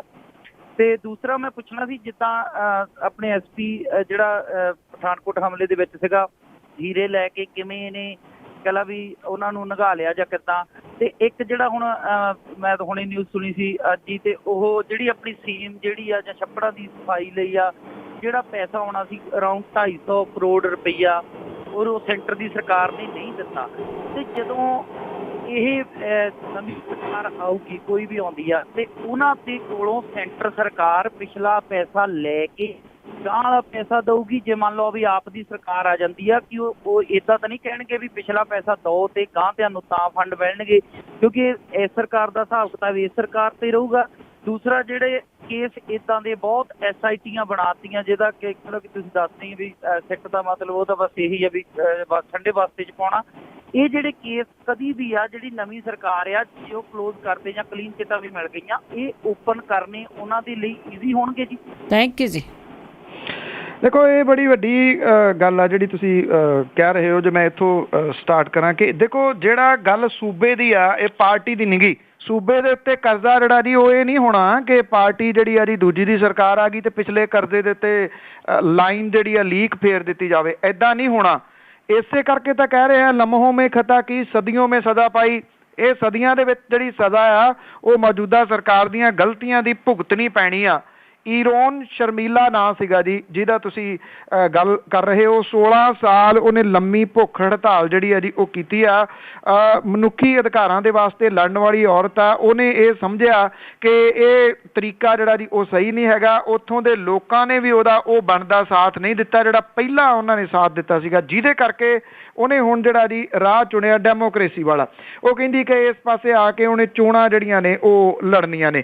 ਜਿੱਥੋਂ ਤੱਕ ਤੁਸੀਂ ਗੱਲ ਪੁੱਛੀ ਆ ਸਲਵਿੰਦਰ ਸਿੰਘ ਵਾਲੇ ਮਾਮਲੇ ਦੀ, ਸਲਵਿੰਦਰ ਸਿੰਘ ਵਾਲਾ ਮਾਮਲਾ ਜਿਹੜਾ ਜੀ ਉੱਥੇ ਹੀ ਆ। ਉਹਦੀ ਤਾਂ ਤਰੱਕੀ ਜਿਹੜੀ ਆ ਉਹ ਹੋ ਗਈ ਆ। ਜਿਹੜੀ ਨੈਸ਼ਨਲ ਇਨਵੈਸਟੀਗੇਸ਼ਨ ਏਜੰਸੀ ਆ ਉਹਨੇ ਕੀ ਕੀਤਾ, ਉਹਦਾ ਕੀ ਨਹੀਂ, ਕੋਈ ਰਿਪੋਰਟ ਉਹਨੇ ਜਿਹੜੀ ਆ ਜੀ ਉਹ ਬਾਹਰ ਨਹੀਂ ਜਿਹੜੀ ਉਹ ਦਿੱਤੀ। ਪਹਿਲੀ ਗੱਲ ਦਾ ਜਵਾਬ ਤੁਹਾਡੇ ਲਾਸਟ ਵਾਲੀ ਦਾ ਦੇ ਦਿੱਤਾ ਜੀ ਕਿ ਜਿਹੜੀ ਛੱਪੜਾਂ ਦੀ ਸਫਾਈ ਦਾ ਹੈ, ਚਾਹੇ ਜਿਵੇਂ ਮੈਂ ਤੁਹਾਨੂੰ ਦੱਸਿਆ ਕਿ ਜਿਹੜੇ ਸਰਕਾਰੀ ਕਾਲਜ ਨੇ ਜਿਹੜੀ ਉਹਦੇ ਵਾਸਤੇ ਗ੍ਰਾਂਟ ਆਉਂਦੀ ਆ 11 ਤੋਂ ਲੈ ਕੇ ਹੁਣ ਤੱਕ ਆਉਂਦੀ ਰਹੀ ਹੈ 4 ਕਰੋੜ ਰੁਪਈਆ ਸਾਲ ਦੀ, ਉਹ ਕਿਸੇ ਹੋਰ ਹੀ ਪਾਸੇ ਜਿਹੜੀ ਉਹ ਲਾ ਦਿੱਤੀ ਗਈ। ਉਹਦਾ ਹਿਸਾਬ ਕਿਤਾਬ ਮੰਗ ਰਹੀ ਹੈ ਸੈਂਟਰ ਦੀ ਸਰਕਾਰ ਕਿ ਪਹਿਲਾਂ ਸਰਟੀਫਿਕੇਟ ਲਿਆਓ, ਜੇ ਨਹੀਂ ਹੈਗੇ ਕਿਸੇ ਹੋਰ ਪਾਸੇ ਖਰਚਤੀ ਹੈ ਤੇ ਉਹ ਪੈਸੇ ਲਿਆਓ। ਇਹ ਤਾਂ ਜੀ ਦੇਣੇ ਪੈਣੇ ਨੇ, ਇਹ ਕਿਸੇ ਦੀ ਵੀ ਸਰਕਾਰ ਆ ਜੇ ਉਹਨੂੰ ਦੇਣੇ ਪੈਣੇ ਆ। ਬਿੰਦਰ ਤੂਰ ਜੀ ਸਤਿ ਸ਼੍ਰੀ ਅਕਾਲ। ਹਾਂਜੀ ਸਤਿ ਸ਼੍ਰੀ ਅਕਾਲ ਭਾਜੀ। ਸਤਿ ਸ਼੍ਰੀ ਅਕਾਲ ਭੈਣ ਜੀ। ਜੀ ਸਤਿ ਸ਼੍ਰੀ ਅਕਾਲ ਭਾਜੀ। ਮੇਰਾ ਸਵਾਲ ਹੈ, ਇੱਕ ਤਾਂ ਬਾਪੂ ਸੂਰਤ ਸਿੰਘ ਦਾ ਮਤਲਬ ਕੀ ਬਣਿਆ ਬਾਅਦ ਦੇ ਵਿੱਚ ਭੁੱਖ ਹੜਤਾਲ ਦਾ। ਦੂਸਰਾ ਮੇਰਾ ਇਹ ਸਵਾਲ ਹੈ ਵੀ ਬਜਰੰਗ ਦਲ ਵਾਲੇ ਅੱਜ ਕੱਲ੍ਹ ਬੜੀ ਟ੍ਰੇਨਿੰਗ ਦੇਣ ਦੇ ਆ, ਵਿਸ਼ਵ ਹਿੰਦੂ ਪ੍ਰੀਸ਼ਦ ਵਾਲੇ ਵੀ ਬੜੀ ਟ੍ਰੇਨਿੰਗ ਦੇ ਰਹੇ ਹਿੰਦੂਆਂ ਨੂੰ, ਪਰ ਜਦੋਂ ਕੋਈ ਪ੍ਰੋਬਲਮ ਆਉਂਦੀ ਹੈ ਇੰਡੀਆ ਤੇ ਉਦੋਂ ਤਾਂ ਇਹ ਦਿਸਦੇ ਨਹੀਂ ਗੇ। ਤੇ ਇਹਨਾਂ ਦੀ ਟ੍ਰੇਨਿੰਗ ਦਾ ਕੋਈ ਮਤਲਬ ਵੀ ਆ ਕਿ ਐਵੇਂ ਹੀ ਇਹ ਲੋਕਾਂ ਨੂੰ ਡਰਾਉਣ ਲਈ ਟ੍ਰੇਨਿੰਗਾਂ ਦਿੰਦੇ ਆ? ਥੈਂਕ ਯੂ ਜੀ।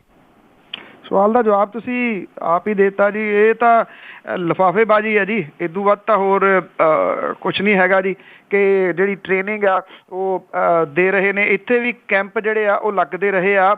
ਮੈਂ ਪਿਛਲੇ ਦਿਨਾਂ ਦੇ ਵਿੱਚ ਇੱਕ ਖਬਰ ਸਾਂਝੀ ਕੀਤੀ ਸੀਗੀ ਕਿ ਜ਼ੀਰੇ ਦੇ ਵਿੱਚ ਜਿਹੜਾ ਇੱਕ ਵਿਸ਼ਵ ਹਿੰਦੂ ਪ੍ਰੀਸ਼ਦ ਨੇ ਕੈਂਪ ਲਾਇਆ ਸੀਗਾ, ਇਹਦੇ ਵਿੱਚ 150 ਦੇ ਕਰੀਬ ਕੁੜੀਆਂ ਸ਼ਾਮਲ ਹੋਈਆਂ ਸੀ। 6 ਦੇ ਕਰੀਬ ਇਹਦੇ ਵਿੱਚ ਸਿੱਖ ਧਰਮ ਦੇ ਨਾਲ ਸੰਬੰਧਿਤ 20 ਕੁੜੀਆਂ ਸਨ। ਇਹ ਲਾਇਆ ਕਿਹਨੇ ਸੀਗਾ?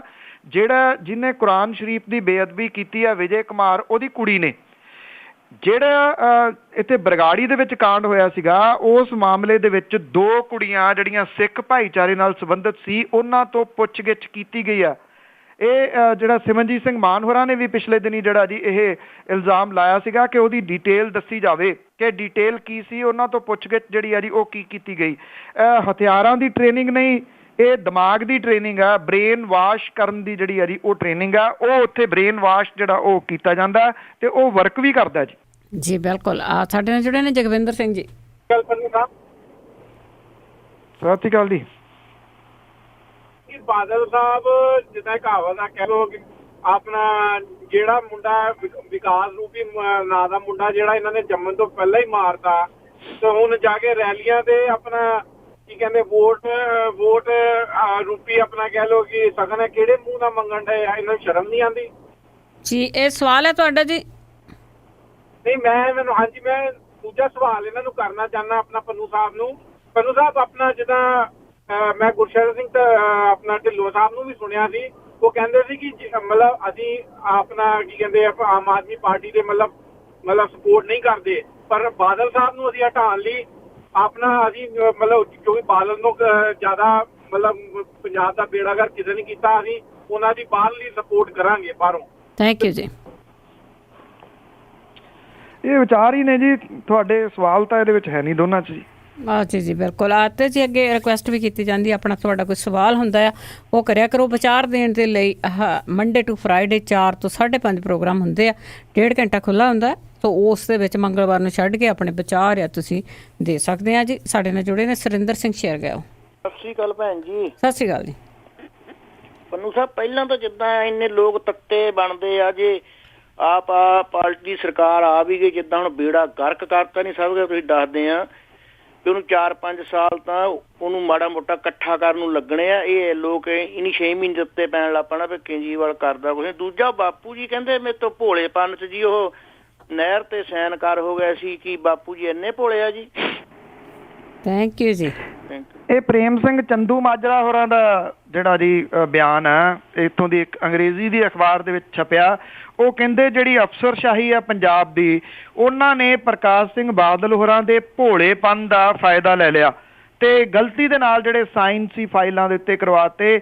ਇਹ ਮਸਲਾ ਕੀ ਆ ਮੈਂ ਉਹ ਵੀ ਦੱਸਦਾ ਕਿ ਕੈਪਟਨ ਅਮਰਿੰਦਰ ਸਿੰਘ ਹੋਰਾਂ ਨੇ ਪਿਛਲੇ ਦਿਨੀ ਕੁਝ ਉਹ ਪੱਤਰ ਜਾਰੀ ਕਰ ਦਿੱਤੇ ਨੇ, ਅਖਬਾਰਾਂ ਦੀਆਂ ਕਟਿੰਗ ਜਾਰੀ ਕਰਤੀਆਂ ਨੇ ਕਿ SYL ਦੇ ਬਾਰੇ ਦੇ ਵਿੱਚ ਜ਼ਮੀਨ ਅਕਵਾਇਰ ਕਰਕੇ ਪ੍ਰਕਾਸ਼ ਸਿੰਘ ਬਾਦਲ ਹੋਰਾਂ ਨੇ ਦਿੱਤੀ ਸੀ। ਉਦੋਂ ਹਰਿਆਣੇ ਦੇ ਮੁੱਖ ਮੰਤਰੀ ਚੌਧਰੀ ਦੇਵੀ ਲਾਲ ਹੁੰਦੇ ਸੀਗੇ। ਉਹਨਾਂ ਨੇ ਚੌਧਰੀ ਦੇਵੀ ਲਾਲ ਹੋਰਾਂ ਨੇ ਬਿਆਨ ਦਿੱਤਾ ਸੀਗਾ ਕਿ ਅਕਵਾਇਰ ਜਿਹੜੀ ਜ਼ਮੀਨ ਸਾਨੂੰ ਕਰਕੇ ਦੇ ਦਿੱਤੀ ਆ, ਨਹਿਰ ਛੇਤੀ ਬਣ ਜੂਗੀ। ਉਹਨਾਂ ਨੇ ਕਿਹਾ ਸੀਗਾ ਕਿ ਪੰਜਾਬ ਦੇ ਮੁੱਖ ਮੰਤਰੀ ਪ੍ਰਕਾਸ਼ ਸਿੰਘ ਬਾਦਲ ਮੇਰੇ ਯਾਰ ਨੇ, ਇਸ ਕਰਕੇ ਉੱਥੋਂ ਕੋਈ ਕੰਮ ਰੁਕਦਾ ਨਹੀਂ। ਇਹ ਜਵਾਬ ਦੇਣਾ ਔਖਾ ਹੋਇਆ ਪਿਆ ਤੇ ਜਵਾਬ ਦੇ ਰਹੇ ਨੇ ਚੰਦੂ ਮਾਜਰਾ ਹੋਰੀ ਦੀ।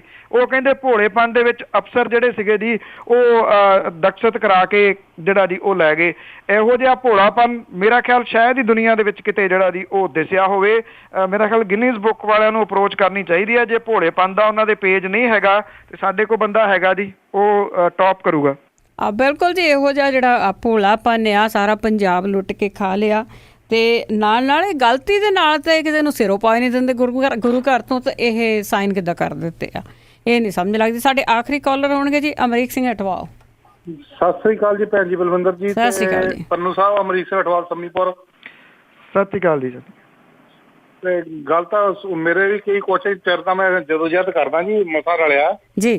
ਤੇ ਗੱਲ ਤਾਂ ਇਹ ਵੀ ਭੋਲਾਪਨ ਨਹੀਂ ਹੈ ਜੀ, ਇਹ ਢਿੱਲੀ ਪੱਗ ਤੇ ਲੌਂਕ ਦਾ ਨਾਲਾ ਜਿਹਾ ਰੱਖਦਾ ਇਹ ਬਾਦਲ, ਜਿਹੜਾ ਬੜੀ ਤਲਵੰਡੀ ਕਹਿੰਦਾ ਹੁੰਦਾ, ਜਥੇਦਾਰ ਕਹਿੰਦਾ ਵੀ ਇਹ ਬੜੀ ਚੀਜ਼ ਹੈ ਜੀ।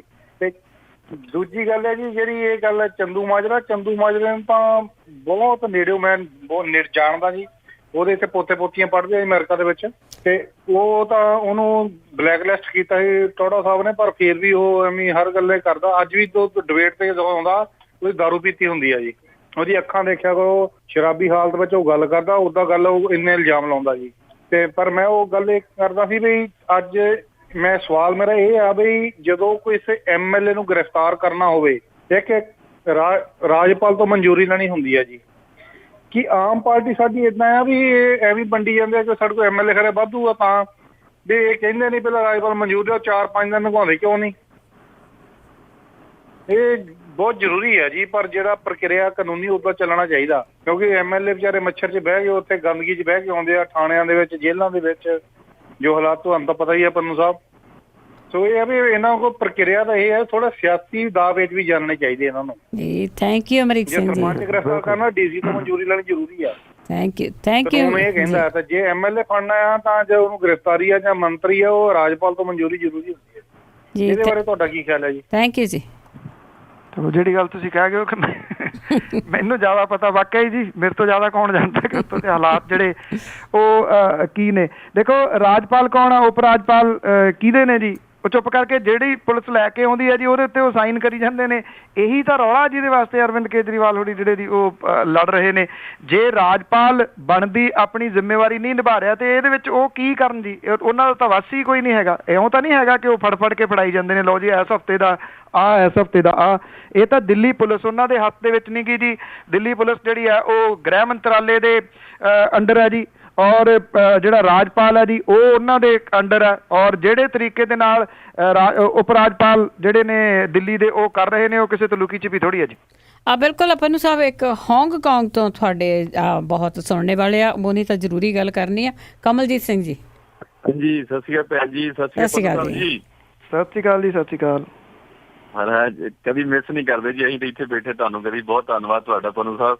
ਤੇ ਪੰਨੂ ਸਾਹਿਬ ਦੋ ਸਵਾਲ ਹੈ ਕਿ ਜਿਸ ਤਰ੍ਹਾਂ ਹੁਣ ਬਾਦਲ ਸਾਹਿਬ ਸੰਗਤ ਦਰਸ਼ਨ ਕਰ ਰਹੇ ਆ ਪੰਜਾਬ ਦੇ ਵਿੱਚ, ਰੋਜ਼ ਹੀ ਤੁਰੇ ਫਿਰਦੇ, ਦੋਵੇਂ ਪਿਓ ਪੁੱਤ ਹੀ ਤੁਰੇ ਫਿਰਦੇ ਆ, ਤੇ ਇਹ ਕੀ ਕੋਈ ਮਹੀਨੇ ਦੇ 4-5 ਰਹਿ ਗਏ ਇਲੈਕਸ਼ਨ ਦੇ ਵਿੱਚ, ਕੋਈ ਇਹ ਪਲੈਨਿੰਗ ਹੈਗੀ ਆ ਪੈਸਾ ਲੱਗਣ ਦੀ ਜਿਹੜੀ ਗ੍ਰਾਂਟਾਂ ਸਰਪੰਚਾਂ ਨੂੰ ਦਿੱਤੀਆਂ ਜਾ ਰਹੀਆਂ ਵਾ? ਤੇ ਨੰਬਰ 2 ਪੰਨੂ ਸਾਹਿਬ, ਜਿੱਦਾਂ ਤੁਹਾਨੂੰ ਲੱਗਦਾ ਕਿ ਹੁਣ ਮਨਪ੍ਰੀਤ ਬਾਦਲ ਬੜੀ ਸਾਫ਼ ਸੁਥਰੀ ਸ਼ਖਸੀਅਤ ਸੀਗਾ, ਪਿਛਲੀਆਂ ਇਲੈਕਸ਼ਨਾਂ ਦੇ ਵਿੱਚ ਉਹ ਅੱਡ ਹੋ ਕੇ ਅਕਾਲੀ ਦਲ ਤੋਂ ਚੋਣ ਲੜਿਆ ਸੀ ਤੇ ਬਹੁਤਾ ਕੋਈ ਹੰਗਾਰਾ ਮਿਲਿਆ ਨਹੀਂ, ਤੇ ਕੀ ਆਪ ਵੱਲ ਲੋਕ ਏਦਾਂ ਜਾਣਗੇ ਕਿ ਨਹੀਂ ਜਾਣਗੇ? ਬਹੁਤ ਧੰਨਵਾਦ ਪੰਨੂ ਸਾਹਿਬ, ਮਿਹਰਬਾਨੀ। ਥੈਂਕ ਯੂ ਜੀ। ਪਲੈਨਿੰਗ ਦੀ ਤਾਂ ਇਹ ਗੱਲ ਆ ਜੀ ਕਿ ਪਿਛਲੇ ਦਿਨਾਂ ਤੋਂ ਇੱਕ ਗੱਲ ਫੇਰ ਚੱਲਦੀ ਆ। ਕਿਹਾ ਗਿਆ ਸੀਗਾ ਕਿ ਜੁਲਾਈ ਮਹੀਨੇ ਦੇ ਵਿੱਚ ਜਲ ਬੱਸਾਂ ਆ ਜਾਣਗੀਆਂ ਹਰੀਕੇ ਪੱਤਣ। ਉੱਥੇ ਇੱਕ ਰੈਂਪ ਵੀ ਨਹੀਂ ਬਣਿਆ ਜੀ, ਜਿੱਥੋਂ ਰਾਹੀਂ ਇਹ ਜਲ ਬੱਸ ਜਿਹੜੀ ਆ ਉਹ ਪਾਣੀ ਦੇ ਵਿੱਚ ਲਾਉਣੀ ਆ। ਹੁਣ ਇਹ ਕਿਹਾ ਜਾ ਰਿਹਾ ਜੀ ਕਿ ਕੋਈ ਨਹੀਂ, ਅਸੀਂ ਰੈਂਪ ਜਿਹੜਾ ਉਹ ਬਣਾਉਣ ਦੀ ਕੋਸ਼ਿਸ਼ ਕਰ ਰਹੇ ਹਾਂ, ਛੇਤੀ ਰੈਂਪ ਜਿਹੜਾ ਜੀ ਬਣ ਜੂਗਾ। ਉਹਨੂੰ ਚਲਾਇਆ ਕਿਵੇਂ ਜਾਊਗਾ, ਕੋਈ ਪਲੈਨਿੰਗ ਨਹੀਂ ਜੀ। ਜਲ ਬੱਸ ਲਿਆ ਕੇ ਜਿਹੜੀ ਆ ਉਹ ਖੜੀ ਕਰ ਦੇਣੀ ਆ। ਸ਼ਾਇਦ ਗਲੀਆਂ ਨਾਲੀਆਂ ਦੇ ਵਿੱਚ ਹੀ ਇੰਨਾ ਕੁ ਪਾਣੀ ਹੈਗਾ, ਉੱਥੇ ਨਾ ਕਿਤੇ ਚਲਾਉਣ ਲੱਗ ਜਾਣ ਜੀ ਵੀ ਹਰੀਕੇ ਪੱਤਨ ਤਾਂ ਚੱਲੀ ਨਹੀਂ, ਇੱਥੋਂ ਜਿਹੜਾ ਜੀ ਉਹ ਚਲਾ ਦਿੰਦੇ ਆ। ਇਹ 2 ਘੰਟੇ ਮੀਂਹ ਪੈਂਦਾ, 4 ਸਵੇਰੇ ਜਲ ਥਲ ਜਿਹੜੀ ਆ ਜੀ ਉਹ ਹੋ ਜਾਂਦੀ ਆ। ਇਹੋ ਜੀ ਪਲੈਨਿੰਗ ਆ। ਜਿੱਥੋਂ ਤੱਕ ਚੈੱਕ ਕੱਟਣ ਵਾਲੀ ਗੱਲ ਆ, ਦੇਖੋ ਅਜੇ ਤੱਕ ਉਹ ਪ੍ਰੂਫ ਹੈ ਨਹੀਂਗਾ, ਪਰ ਇਹ ਕਿਹਾ ਜਾ ਰਿਹਾ ਜੀ ਉਹਦੇ ਉੱਤੇ ਤਰੀਕ ਅਗਲੇ ਸਾਲ ਦੀ ਪਾਈ ਜਾ ਰਹੀ ਆ। ਉਹ ਲੀਗਲੀ ਗਲਤ ਹੈ। ਤੋ ਜਿਹੜੇ ਇਹ ਚੈੱਕ ਕੈਸ਼ ਕਦੋਂ ਕਿਵੇਂ ਹੋਣੇ ਆ, ਕਿੱਥੋਂ ਜਿਹੜਾ ਜੀ ਪੈਸਾ ਆਉਣਾ, ਇਹ ਕੁਛ ਵੀ ਜਿਹੜਾ ਜੀ ਇਹਦਾ ਪਤਾ ਨਹੀਂਗਾ। ਜਿੱਥੋਂ ਤੱਕ ਤੁਸੀਂ ਮਨਪ੍ਰੀਤ ਸਿੰਘ ਬਾਦਲ ਹੋਰਾਂ ਦੀ ਗੱਲ ਕੀਤੀ ਹੈ, ਦੇਖੋ ਉਹ ਜਦੋਂ ਉਹਨਾਂ ਨੇ PPP ਬਣਾਈ ਸੀ, ਉਹਨਾਂ ਨੇ ਕੋਈ ਢਾਂਚਾ ਨਹੀਂ ਬਣਾ ਸਕੇ ਸੀਗੇ, ਜਿੱਥੋਂ ਉਹਨਾਂ ਨੇ ਮਾਰ ਖਾਧੀ ਹੈ। ਇਹ ਪਾਰਟੀ ਪ੍ਰੋਪਰ ਜਿਹੜਾ ਜੀ ਆਪਣਾ ਢਾਂਚਾ ਬਣਾਉਣ ਦੇ ਵਿੱਚ ਸਫਲ ਰਹੀ ਹੈ। ਮੇਰਾ ਨਹੀਂ ਖਿਆਲ ਕਿ PPP ਵਰਗਾ ਜਿਹੜਾ ਜੀ ਦੁਹਰਾਓ ਇੱਥੇ ਪੰਜਾਬ ਦੇ ਵਿੱਚ ਹੋਊਗਾ। ਮਨਪ੍ਰੀਤ ਸਿੰਘ ਬਾਦਲ ਹੋਰਾਂ ਦੀ ਜਿੱਥੋਂ ਤੱਕ ਭਵਿੱਖ ਦੀ ਗੱਲ ਹੈ ਜੀ, ਮੇਰੇ ਇੱਥੇ ਇੱਕ ਦਿਨ ਆਏ ਜੀ ਪਟਿਆਲੇ ਤੋਂ, ਮੈਂ ਉਹਨਾਂ ਨੂੰ ਪੁੱਛਿਆ ਜੀ ਕਿ ਸਿਆਸਤ ਦੇ ਵਿੱਚ ਅੱਜ ਕੱਲ੍ਹ ਤੁਸੀਂ ਚੁੱਪ ਕਿਉਂ ਹੋ ਗਏ? ਪਟਿਆਲੇ ਦੇ ਵਿੱਚ ਵਾਹਵਾ ਨਾਮਵਰ ਸਿਆਸਤਦਾਨ ਨੇ ਜੀ, ਉਹ ਕਹਿੰਦੇ ਅਸੀਂ 22 ਤੇ ਬੈਠੇ ਹਾਂ। ਮੈਨੂੰ ਗੱਲ ਸਮਝ ਨਾ ਲੱਗੀ ਵੀ 22 ਤੇ ਬਹਿਣਾ ਕੀ ਹੁੰਦਾ। ਮੈਂ ਉਹਨਾਂ ਨੂੰ ਪੁੱਛਿਆ, ਮੈਂ ਕਿਹਾ ਜੀ ਇਹ ਮੈਨੂੰ ਗੱਲ ਸਮਝ ਨਹੀਂ ਲੱਗੀ। ਉਹ ਕਹਿੰਦੇ ਜੀ ਚੋਣਾਂ ਆ ਰਹੀਆਂ ਨੇ 17 ਦੇ ਵਿੱਚ, ਕੈਪਟਨ ਅਮਰਿੰਦਰ ਸਿੰਘ ਹੋਰਾਂ ਦਾ ਭਵਿੱਖ ਜਿਹੜਾ ਜੀ ਉਹ ਡਾਵਾਂਡੋਲ ਲੱਗਦਾ। ਉਹ ਕਹਿੰਦੇ ਜੀ ਜੇ ਉਹ ਸਰਕਾਰ ਨਹੀਂ ਬਣਾ ਸਕੇ ਤੇ ਫਿਰ ਜਿਹੜਾ ਇਹ ਜਿਹੜਾ ਰਾਜਾਸ਼ਾਹੀ ਪਰਿਵਾਰ ਆ ਇਹ ਸਿਆਸਤ ਚੋਂ ਆਊਟ ਹੋ ਜਾਊਗਾ, ਫਿਰ ਕੋਈ ਨਾ ਕੋਈ ਪਟਿਆਲੇ ਦਾ ਪਰਿਵਾਰ ਤਾਂ ਕੋਈ ਉੱਭਰੂਗਾ ਨਾ। ਉਹ ਕਹਿੰਦੇ ਫਿਰ ਸਾਡਾ ਪਰਿਵਾਰ ਉਹ ਹੋਊਗਾ ਜਿਹੜਾ 22 ਦੇ ਇਲੈਕਸ਼ਨ ਜਿਹੜੇ ਆ ਜੀ ਉਹਦੇ ਉੱਤੇ ਬੈਠਾ। ਭਾਵ ਕਿ 2022 ਦੀਆਂ ਪਲੈਨਿੰਗ ਜਿਹੜੀਆਂ ਉਹ ਚੱਲ ਰਹੀਆਂ ਨੇ। ਸ਼ਾਇਦ ਮਨਪ੍ਰੀਤ ਸਿੰਘ ਬਾਦਲ ਹੋਰਾਂ ਦੀ ਪਲੈਨਿੰਗ ਵੀ ਇੱਦਾਂ ਦੀ ਹੋਈ ਆ ਕਿ ਕਾਂਗਰਸ ਦੇ ਵਿੱਚ ਕੈਪਟਨ ਅਮਰਿੰਦਰ ਸਿੰਘ ਹੋਰੀ ਜੇ ਅਸਫਲ ਰਹਿੰਦੇ ਨੇ ਤੇ ਫਿਰ ਸਫਲਤਾ ਦੇ ਨਾਲ ਉਹ ਪੌੜੀ ਚੜ੍ਹ ਜਾਣਗੇ ਤਾਂ ਜੀ। ਜੀ ਬਿਲਕੁਲ ਸੋਚ ਸਮਝ ਕੇ ਕੀਤਾ ਜਾਂਦਾ ਹੈ। ਬਲਤੇਜ ਪੰਨੂ ਜੀ ਤੁਹਾਡਾ ਬਹੁਤ ਬਹੁਤ ਧੰਨਵਾਦ। ਬੜੀ ਮਿਹਰਬਾਨੀ ਜੀ, ਧੰਨਵਾਦ ਜੀ, ਸਤਿ ਸ਼੍ਰੀ ਅਕਾਲ। ਸਤਿ ਸ਼੍ਰੀ ਅਕਾਲ ਜੀ। ਸਰੋਤੇ ਅੱਜ ਦਾ ਬੁਲਟਨ ਇੱਥੇ ਹੀ ਸਮਾਪਤ ਹੁੰਦਾ ਆ।